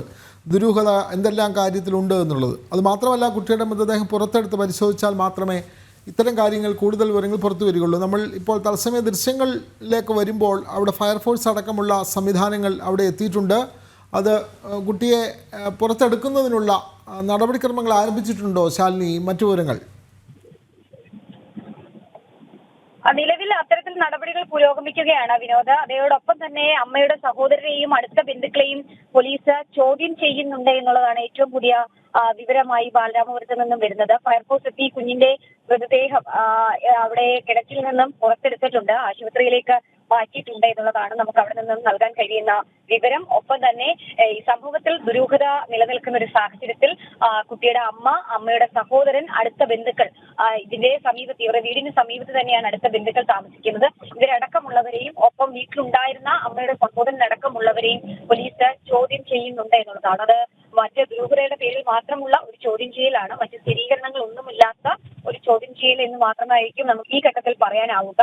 സംശയത്തിന്റെ പേരിൽ അല്ലെങ്കിൽ എന്താണ് അവിടെ സംഭവിച്ചത് എന്ന് പ്രാഥമികമായി അറിയേണ്ട കാര്യമുണ്ട്. സ്വാഭാവികമായും ആ വീട്ടിലുണ്ടായിരുന്ന കുടുംബാംഗങ്ങളോട് വിശദാംശങ്ങൾ ചോദിക്കുന്നു. അത്തരത്തിലൊരു ചോദ്യം ചെയ്യലാണ് ഇപ്പോൾ ബാലരാമപുരം പോലീസ് ഇവരുടെ മുന്നിൽ നടത്തിക്കൊണ്ടിരിക്കുന്നത്. എന്തായാലും ആ ചോദ്യം ചെയ്യൽ ചില സംശയങ്ങളോ ദുരൂഹതകളോ ഒക്കെ നീങ്ങാൻ കഴിയും എന്നുള്ളതാണ് പ്രതീക്ഷിക്കുകയും ചെയ്യുന്നത്. എന്തായാലും ബാലരാമപുരം പോലീസിന്റെ കൃത്യമായ ഇടപെടൽ അന്വേഷണം നടന്നുവെങ്കിലും മറ്റെന്തൊക്കെയോ ദുരൂഹതകൾ ഇക്കാര്യത്തിൽ ഉണ്ട്, അല്ലെങ്കിൽ കുടുംബത്തിന് ഇതിൽ ചില സംശയങ്ങൾ അല്ലെങ്കിൽ ചില ബന്ധങ്ങൾ ഉണ്ടോ എന്നുള്ള അടക്കമുള്ള ദുരൂഹതകൾ ഉയരുകയും ചെയ്യുന്നുണ്ട്. അക്കാര്യത്തിൽ എന്തായാലും ഒരു വ്യക്തത വരേണ്ടിയിരിക്കുന്നു. എന്തായാലും അതീവ ദുഃഖകരമായ ഒരു വാർത്ത കൂടിയാണ് ബാലരാമപുരത്ത് ഇന്ന് രാവിലെ കാണാതായ കുട്ടി, ഉറങ്ങിക്കിടന്ന കുട്ടി. മുറിയിൽ തീപിടുത്തമുണ്ടായി. അത് പുലർച്ചെ 5:30-ക്കാണ്. കുട്ടി കരഞ്ഞതായി അമ്മ പറയുന്നുണ്ട്. അതിനുശേഷം ഈ കുട്ടി എങ്ങനെ കിണറ്റിലേക്ക് എത്തി എന്നുള്ളതാണ് ഇനി ഒരു ചോദ്യമായി നിലനിൽക്കുന്നത്. കാരണം അച്ഛനും അമ്മയ്ക്കും ഒക്കെ ഒപ്പം ഉറങ്ങിക്കിടന്ന കുട്ടിയാണ്. 2 വയസ്സ് മാത്രമാണ് നിലവിൽ പ്രായം എന്നുള്ളതാണ് നമുക്ക് പ്രാഥമികമായും അറിയാൻ കഴിയുന്നത്. സ്വാഭാവികമായും അധിക ദൂരം ഒറ്റയ്ക്ക് നടക്കാനോ സഞ്ചരിക്കാനോ ഒക്കെ ആകാത്തൊരു കുട്ടിയാണ്. അപ്പോൾ അത് ഈ വീട്ടിലെ മുറിക്കുള്ളിൽ തീപിടുത്തം ഉണ്ടാകുന്നു. ആ തീപിടുത്തം ഉണ്ടായതിന് തൊട്ടു പിന്നാലെ കുട്ടി കരഞ്ഞുകൊണ്ട് എണ്ണിക്കുന്നു. കുടുംബവും അതിനൊപ്പം എണ്ണീറ്റു. അതിന് പിന്നാലെയാണ് ഈ കുട്ടിയെ കാണാതാകുന്നത് എന്നുള്ളൊരു സൂചനകൾ, ചില സാധ്യതകളൊക്കെയാണ് ഇപ്പോൾ പുറത്തേക്ക് വരുന്നത്. അമ്മയും അത്തരത്തിൽ കരഞ്ഞതായി ഉള്ള ചില പ്രതികരണങ്ങൾ നടത്തിയിട്ടുണ്ട് എന്നുള്ളതാണ്. അപ്പോൾ അതിനുശേഷം ഈ കുട്ടിക്ക് എന്ത് സംഭവിച്ചു, എങ്ങനെ കുട്ടി കിണറ്റിലേക്ക് എത്തി എന്നുള്ളൊരു ദുരൂഹത ഈ ഘട്ടത്തിൽ ഉയരുകയാണ്. എന്തായാലും ബാലരാമപുരത്ത് നിന്ന് വീഴത്തേക്ക് പോകുന്ന ഭാഗത്താണ് ഈ ഒരു വീടുള്ളത്. ഈ വീട് ഇപ്പോൾ പൂർണ്ണമായും പോലീസ് സീൽ ചെയ്തിരിക്കുകയാണ്. മറ്റ് ഇൻക്വസ്റ്റ് നടപടികൾ അടക്കമുള്ള കാര്യങ്ങൾ ഒരു ഭാഗത്ത് നടക്കുകയും ചെയ്യുന്നുണ്ട്. വിനോദ ുണ്ട് ഇക്കാര്യത്തിൽ. വീട്ടിൽ രാവിലെ അഗ്നിബാധ ഉണ്ടായി എന്നുള്ള വാർത്ത വരുന്നു. പിന്നീട് ആ വീട്ടിൽ ഉറങ്ങിക്കിടന്ന കുട്ടിയെ വീടിന് സമീപത്തെ കിണറ്റിൽ മരിച്ച നിലയിൽ കാണപ്പെടുന്നു. ഇക്കാര്യത്തിൽ ഒരാളെ സംശയമുണ്ട് എന്നുള്ള ചില വിവരങ്ങളാണ് പുറത്തേക്ക് വരുന്നത്. ഇയാളെ ചോദ്യം ചെയ്യുന്നുണ്ട് എന്നും ശാലിനി മനസ്സിലാക്കാൻ സാധിക്കുന്നുണ്ട്. മാത്രമല്ല ഈ കുട്ടിയുടെ അമ്മ പറഞ്ഞിരിക്കുന്നത് രാവിലെ 5:30 കുട്ടി കരഞ്ഞിരുന്നു എന്നൊരു നിർണായകമായ ഒരു മൊഴി കൂടി അമ്മയുടെ ഭാഗത്ത് നിന്ന് ഈ ഒരു മണിക്കൂറിൽ വന്നുകൊണ്ടിരിക്കുന്നുണ്ടല്ലോ. മാത്രവുമല്ല കുഞ്ഞ് കിടന്നിരുന്ന മുറി, അതുമായി ബന്ധപ്പെട്ടും എല്ലാം ചില വിവരങ്ങൾ അമ്മ പോലീസിന് നൽകിയിട്ടുണ്ട് ഈ ഒരു ഘട്ടത്തിലെന്നും കൂടി നമ്മൾ മനസ്സിലാക്കേണ്ടതുണ്ടല്ലേ. ദേവിക സൂചിപ്പിച്ചതുപോലെ തന്നെയാണ് അമ്മ കരഞ്ഞു എന്നുള്ളൊരു സൂചന അല്ലെങ്കിൽ അത്തരത്തിലൊരു പ്രതികരണം ഈ മണിക്കൂറിൽ വരികയാണ്. കാരണം മുറിക്കുള്ളിൽ ഈ കുഞ്ഞ് ഉറങ്ങിക്കിടന്ന അമ്മ അടക്കമുള്ളവർ ഉറങ്ങിക്കിടന്ന മുറിയിലാണ് തീപിടുത്തം ഉണ്ടായത് എന്നുള്ള ഒരു സ്ഥിരീകരണമാണ് ഇപ്പോൾ വന്നിട്ടുള്ളത്. സ്വാഭാവികമായും കുഞ്ഞ് കരയുന്നു, അമ്മ ഒപ്പം ഉണരുന്നു. അതിനുശേഷം എന്ത് സംഭവിച്ചു എന്നുള്ള കാര്യത്തിലാണ് ഇനി ഒരു കൃത്യമായ വ്യക്തത വരേണ്ടിയിരിക്കുന്നത്. എന്തായാലും വലിയ രീതിയിലുള്ള ആശങ്കകൾ ഉണ്ടാകുന്നുണ്ട്, സംശയങ്ങൾ ഉണ്ടാകുന്നുണ്ട്, ദുരൂഹതകൾ ഉണ്ടാകുന്നുണ്ട്. കാര്യം ആ ദുരൂഹതകൾ നിറഞ്ഞ മണിക്കൂറിൽ അതിലൊരു കൃത്യതയും വ്യക്തതയും ചേരാനാണ് ഈ മണിക്കൂറിൽ കൃത്യമായി പോലീസ് അന്വേഷണം നടത്തുന്നത്. എന്തായാലും ഇൻക്വസ്റ്റ് നടപടികൾ നടക്കുന്നു. കൂടാതെ തന്നെ ഈ വീട് പൂട്ടിയുള്ള പരിശോധന, എങ്ങനെ ഈ തീപിടുത്തം ഉണ്ടായി, ആരെങ്കിലും മനഃപൂർവ്വം സൃഷ്ടിച്ചൊരു തീപിടുത്തമാണോ അതോ മറ്റേതെങ്കിലും തരത്തിലുള്ള ദുരൂഹതകൾ ഈ തീപിടുത്തത്തിൽ ഉണ്ടോ എന്നതടക്കമുള്ള കാര്യങ്ങൾ ഇവിടെ ഇപ്പോൾ പോലീസ് പരിശോധിക്കുകയാണ്. അമ്മയുടെ സഹോദരന്റെ മുറിയിലാണ് തീപിടുത്തം ഉണ്ടായത് എന്നുള്ള സ്ഥിരീകരണം കൂടി ഇപ്പോൾ വരികയാണ്. നമ്മൾ ആദ്യം നൽകിയിരുന്നത് അമ്മയുടെ മുറിയിൽ, അതായത് കുഞ്ഞുറങ്ങിയ മുറിയിൽ എന്നുള്ളതാണ്. പക്ഷേ ഇപ്പോൾ ചില വ്യക്തതകൾ വരുന്നത് അമ്മയുടെ സഹോദരന്റെ മുറിയിലാണ്. മാത്രമല്ല ശാലിനി, കുട്ടി കിടന്നിരുന്നതും അമ്മയുടെ സഹോദരന്റെ മുറിയിലാണെന്നുള്ള വിവരങ്ങളാണ് ഈ ഒരു ഘട്ടത്തിൽ പുറത്തേക്ക് വരുന്നത് അല്ലേ ദേവിക? കാരണം നമുക്ക് നമ്മുടെ സ്ട്രിംഗർ അടക്കമുള്ളവർ ശേഖരിച്ച് നൽകുന്ന വിവരങ്ങളാണ്. അപ്പോൾ സ്വാഭാവികമായും അതിന്റെ ഒരു വ്യക്തത നമുക്ക് സ്ഥിരീകരണത്തിലേക്ക് എത്തേണ്ടതായിട്ടുണ്ട്. പ്രാഥമികമായി ലഭിക്കുന്ന വിവരങ്ങളാണ് നമ്മൾ ആദ്യഘട്ടങ്ങളിൽ തരുന്നത്. പക്ഷെ ഇപ്പോൾ ചില സ്ഥിരീകരണങ്ങൾ വരികയാണ്. കുഞ്ഞിന്റെ അമ്മയുടെ സഹോദരൻ ഉറങ്ങിക്കിടന്ന മുറിയിലാണ് തീപിടുത്തം ഉണ്ടാകുന്നത്, അവിടെയാണ് കുട്ടി കിടന്നത് എന്നുള്ള സ്ഥിരീകരണം ഇപ്പോൾ വരികയാണ്. പോലീസ് ഔദ്യോഗികമായി ഇത് സ്ഥിരീകരിച്ചിരിക്കുന്നു. ഈ വാർത്തയിൽ തന്നെ നമുക്ക് തുടരേണ്ടതുണ്ട്. ശാലിനി, കൂടുതൽ വിവരങ്ങൾ തുടർ സമയങ്ങളിൽ നമുക്ക് നൽകേണ്ടതുണ്ട്. ദൃശ്യങ്ങൾ കാണുന്നത് ചുറ്റുകെട്ടുള്ള കിണർ തന്നെയാണ്. അവിടെ ചുറ്റുകെട്ടും അതേപോലെ തന്നെ കൃത്യമായി വെള്ളം കോരുന്ന അല്ലെങ്കിൽ ഉപയോഗിക്കുന്ന കിണർ തന്നെയാണ് എന്നുള്ളത് മനസ്സിലാക്കുന്നു. എന്തായാലും ഒരു 2 വയസ്സുകാരിയായ കുഞ്ഞിന് തനിയെ കിണറ്റിലേക്ക് വീഴാനുള്ള സാധ്യതകൾ ആ ദൃശ്യങ്ങളിൽ നിന്ന് കാണുന്നില്ല. എന്നാൽ നമുക്ക് എന്താണ് ഈ ഒരു ഘട്ടത്തിലെന്ന് പറയാൻ സാധിക്കില്ല. ദുരൂഹതകൾ ഇപ്പോഴും ഉണ്ട്. ശാലിനി, ഏറ്റവും പുതിയ വിവരങ്ങൾ എന്തൊക്കെയാണ് അവിടെ നിന്ന് ലഭിക്കുന്നത്? ദേവിക, ഈ കൊലപാതകം എന്ന് സംശയിച്ച് തന്നെയാണ് പോലീസിന്റെ നേതൃത്വത്തിലുള്ള അന്വേഷണം ഇപ്പോൾ തുടരുന്നത്. അത്തരത്തിലുള്ള ദുരൂഹതകളാണ് ഈ വീട്ടിൽ ഉണ്ടായിട്ടുള്ളത് എന്നുള്ളതാണ് ബാലരാമപുരം പോലീസിന്റെ കണ്ടെത്തൽ. വീട്ടുകാരെ കേന്ദ്രീകരിച്ചൊരു അന്വേഷണത്തിലേക്കാണ് ഈ ഘട്ടത്തിൽ പോലീസ് കടക്കുകയും ചെയ്യുന്നത്. ഒരാളെ ചോദ്യം ചെയ്യുന്നു, സംശയിക്കുന്നയാളെ ചോദ്യം ചെയ്ത് തുടങ്ങിയെന്ന് നെയ്യാറ്റിൻകര ഡിവൈഎസ്പി ഇപ്പോൾ പ്രതികരിക്കുന്നുണ്ട്. ഒപ്പം തന്നെ പ്രതി വൈകാതെ പിടിയിലാകുമെന്നുള്ളതാണ് പോലീസിന്റെ ഭാഗത്തു നിന്നുള്ള അവരുടെ ഒരു വിശദീകരണം, അല്ലെങ്കിൽ അവരുടെ ഒരു അവർ പറയുന്നത് അത്തരത്തിലാണ്. ഒപ്പം തന്നെ ഈ മൊഴികളിൽ ചില വൈരുദ്ധ്യങ്ങളുണ്ട് എന്നുള്ളതാണ്. അച്ഛൻ, ഒപ്പം അമ്മ, അമ്മയുടെ സഹോദരൻ, ഒപ്പം തന്നെ ഈ കുട്ടിയുടെ മുത്തശ്ശി അടക്കമുള്ളവരുടെ മൊഴികളിൽ അവരുമായി പ്രാഥമികമായിട്ടുള്ള ചില ചോദ്യം ചെയ്യലുകൾ നടന്ന ഘട്ടത്തിൽ നൽകിയ വിവരങ്ങളിൽ വലിയ രീതിയിലുള്ള വൈരുദ്ധ്യങ്ങൾ ഉണ്ട് എന്നുള്ളതാണ് ഇപ്പോൾ ഈ ഘട്ടത്തിൽ പോലീസ് സ്ഥിരീകരിക്കുന്നത്. സ്വാഭാവികമായും ഇതൊരു കൊലപാതകം തന്നെയാണ് എന്നുള്ളൊരു സ്ഥിരീകരണത്തിലേക്ക് പോലീസ് എത്തുകയാണ്. കാരണം അത്രയധികം ദുരൂഹതകൾ ഈ വീട്ടിൽ കഴിഞ്ഞ കുറച്ചു മണിക്കൂറിനുള്ളിൽ സംഭവിച്ചിട്ടുണ്ട് എന്നുള്ളതാണ് ഏറ്റവും ശ്രദ്ധേയമായിട്ടുള്ള കാര്യം. അമ്മയുടെ കൂടെ ഉണ്ടായിരുന്ന കുട്ടി തൊട്ടു പിന്നാലെ രാത്രി ഉറങ്ങാൻ കിടക്കുന്നത് അമ്മയുടെ സഹോദരനൊപ്പം കിടന്ന കുട്ടിയുടെ അതേ മുറിയിൽ തന്നെ, കുഞ്ഞുറങ്ങിയ അതേ മുറിയിൽ തന്നെ തീപിടുത്തം ഉണ്ടാകുന്നു. അതും പുലർച്ചെയാണ് തീപിടുത്തം ഉണ്ടാകുന്നത്. ആ തീപിടുത്തം ഉണ്ടായ സമയത്ത് ഈ കുട്ടി കരയുന്നു. കുട്ടി കരഞ്ഞതിന് ശേഷം ഈ കുട്ടിയെ പിന്നീട് കാണുന്നില്ല. പോലീസ് അന്വേഷിക്കുന്നു, ഒപ്പം തന്നെ പ്രദേശവാസികൾ അന്വേഷിക്കുന്നു, കുടുംബം അന്വേഷിക്കുന്നു, കുട്ടിയെ കണ്ടെത്തുന്നില്ല. തൊട്ടു പിന്നാലെ തന്നെ സമീപത്തുണ്ടായിരുന്ന, വീട്ടിനോട് ചേർന്ന് തന്നെ ഉണ്ടായിരുന്ന ഒരു കിണറ്റിൽ നിന്നും ഈ കുട്ടിയുടെ മൃതദേഹം കണ്ടെത്തുന്നു. ജീവനുണ്ട് എന്ന് ആദ്യം സ്ഥിരീകരിക്കുന്നു, പക്ഷെ പിന്നീട് ഔദ്യോഗിക സ്ഥിരീകരണം കുട്ടി മരണപ്പെട്ടു എന്നുള്ളതാണ്. അപ്പോൾ എങ്ങനെയാണ് ഈ കുട്ടി കിണറ്റിലേക്ക് എത്തിയത്? അതാണ് നമുക്ക് അവിടെ വലിയ രീതിയിലുള്ള സംശയം ഉണ്ടാകുന്നത്. 2 വയസ്സുകാരിയാണ്, ഒറ്റയ്ക്ക് നടക്കാൻ കഴിയാത്ത, അല്ലെങ്കിൽ ആ ഒരു സമയത്തിലാണ് ഈ കുട്ടി പുറത്തേക്ക് പോകുന്നത്. അതെങ്ങനെ ഈ കുട്ടി പുറത്തേക്ക് പോയി, ആരാണ് ആ കുട്ടിയെ പുറത്തെത്തിച്ചത് എന്നതടക്കമുള്ള കാര്യങ്ങളിൽ ഒരു വ്യക്തത പോലീസിന് വേണം. ആ കാര്യങ്ങളിൽ വ്യക്തത വരുത്താൻ വേണ്ടി തന്നെയാണ് പോലീസ് ചില ചോദ്യം ചെയ്യലുകൾ അവിടെ നടത്തിക്കൊണ്ടിരിക്കുന്നത്. അതിൽ ചില സൂചനകൾ കൂടി വരുന്നത്, വീട്ടിൽ ഒരാൾക്ക് മാനസിക പ്രശ്നമുണ്ടോ എന്ന് സംശയിക്കുന്നുണ്ട് പോലീസ് എന്നുള്ളതാണ്. 30 ലക്ഷം രൂപ 2 ദിവസം മുമ്പ് കുടുംബം നൽകിയെന്ന ചില വിവരങ്ങളുണ്ട്. അപ്പോൾ ഇത്തരത്തിലുള്ള ചില ദുരൂഹതകൾ കൂടി ഈ കാര്യത്തിലേക്ക് വരികയാണ്. അത് മാനസിക അസ്വാസ്ഥ്യം അല്ലെങ്കിൽ മാനസിക പ്രശ്നം ആർക്കാണ് എന്നുള്ള കാര്യത്തിൽ കൂടി ഒരു വ്യക്തത ഇനി വരേണ്ടിയിരിക്കുന്നു. സംശയങ്ങൾ മാത്രമാണ്, സ്ഥിരീകരിക്കുന്ന വിവരങ്ങളല്ല. പക്ഷെ അതിലൊരു സ്ഥിരീകരണം കുറച്ച് മണിക്കൂറുകൾക്കുള്ളിൽ ഉണ്ടാകും എന്നുള്ളതിൽ സംശയമില്ല. എന്തായാലും വലിയ രീതിയിലുള്ള ദുരൂഹതകൾ നിറഞ്ഞ ഒരു കേസായി ഈ മംഗലത്തുകോണം ക്ഷേത്രത്തിന് സമീപത്തുള്ള ഈ കുട്ടിയുടെ കാണാതാകലും തൊട്ടു പിന്നാലെയുള്ള മരണവും ഉണ്ടാക്കിയിരിക്കുന്നത് എന്തായാലും വലിയ രീതിയിലുള്ള ആശങ്കകൾ ഉണ്ടാക്കുന്നുണ്ട്. പോലീസ് എന്തായാലും കൃത്യമായ അന്വേഷണത്തിലൂടെയും കൃത്യമായ ചോദ്യം ചെയ്യലുകളിലൂടെയും ഈ ഘട്ടത്തിൽ കടന്നുപോയിക്കൊണ്ടിരിക്കുകയാണ്. അതെ, കൃത്യമായ അന്വേഷണം ഇക്കാര്യത്തിൽ ആവശ്യമുണ്ട്. ദുരൂഹത വളരെ കൂടുതലാണ്. കാരണം വീടിന് സമീപത്തെ കിണറ്റിലാണ് 2 വയസ്സുള്ള ഒരു ബാലിക, ഒരു കുഞ്ഞു മരിച്ച നിലയിൽ കാണപ്പെടുന്നത്. ഈ വീട്ടിൽ രാവിലെ അഗ്നിബാധ ഉണ്ടായി എന്നുള്ള വാർത്തയും പുറത്തു വരുന്നുണ്ട്. വീടെന്തായാലും ഇപ്പോൾ തന്നെ പോലീസ് സീൽ ചെയ്തിട്ടുണ്ട്. അച്ഛനെയും അമ്മയും ഒക്കെ കൂടുതൽ വിവരങ്ങൾ അറിയാനായി കാര്യങ്ങൾ ചോദിക്കുന്നുണ്ട്. വീട്ടിലുള്ള മുത്തശ്ശിയോടും ഒക്കെ തന്നെ, അയൽവാസികളോടും ഒക്കെ തന്നെ വിവരങ്ങൾ തേടിക്കൊണ്ട് ഇക്കാര്യത്തിൽ ഒരാളെ സംശയമുണ്ട്, ആ ആളെ ചോദ്യം ചെയ്യുന്നു. അതുകൊണ്ട് പ്രതി ഉടൻ തന്നെ പിടിയിലായേക്കുമെന്നും പോലീസ് ഈ ഒരു ഘട്ടത്തിൽ വിവരങ്ങൾ പുറത്തേക്ക് വിടുന്നുണ്ട്. പക്ഷേ അത് ആരാണ്, എന്താണ് എന്നുള്ള കാര്യങ്ങളിൽ വരും മണിക്കൂറുകളിൽ അതുമായി ബന്ധപ്പെട്ടുള്ള കൂടുതൽ അപ്ഡേറ്റുകളുമായി ഞങ്ങളുടെ പ്രതിനിധികൾ ചേരും. എന്തായാലും പുത്തൻ പുലരി ഇവിടെ പൂർണ്ണമാവുകയാണ്. വാർത്തകൾ അവസാനിക്കുന്നില്ല. ഇടവേളയ്ക്ക് ശേഷം ലൈവ് റിപ്പോർട്ട്സ് കാണാം. നമസ്തേ.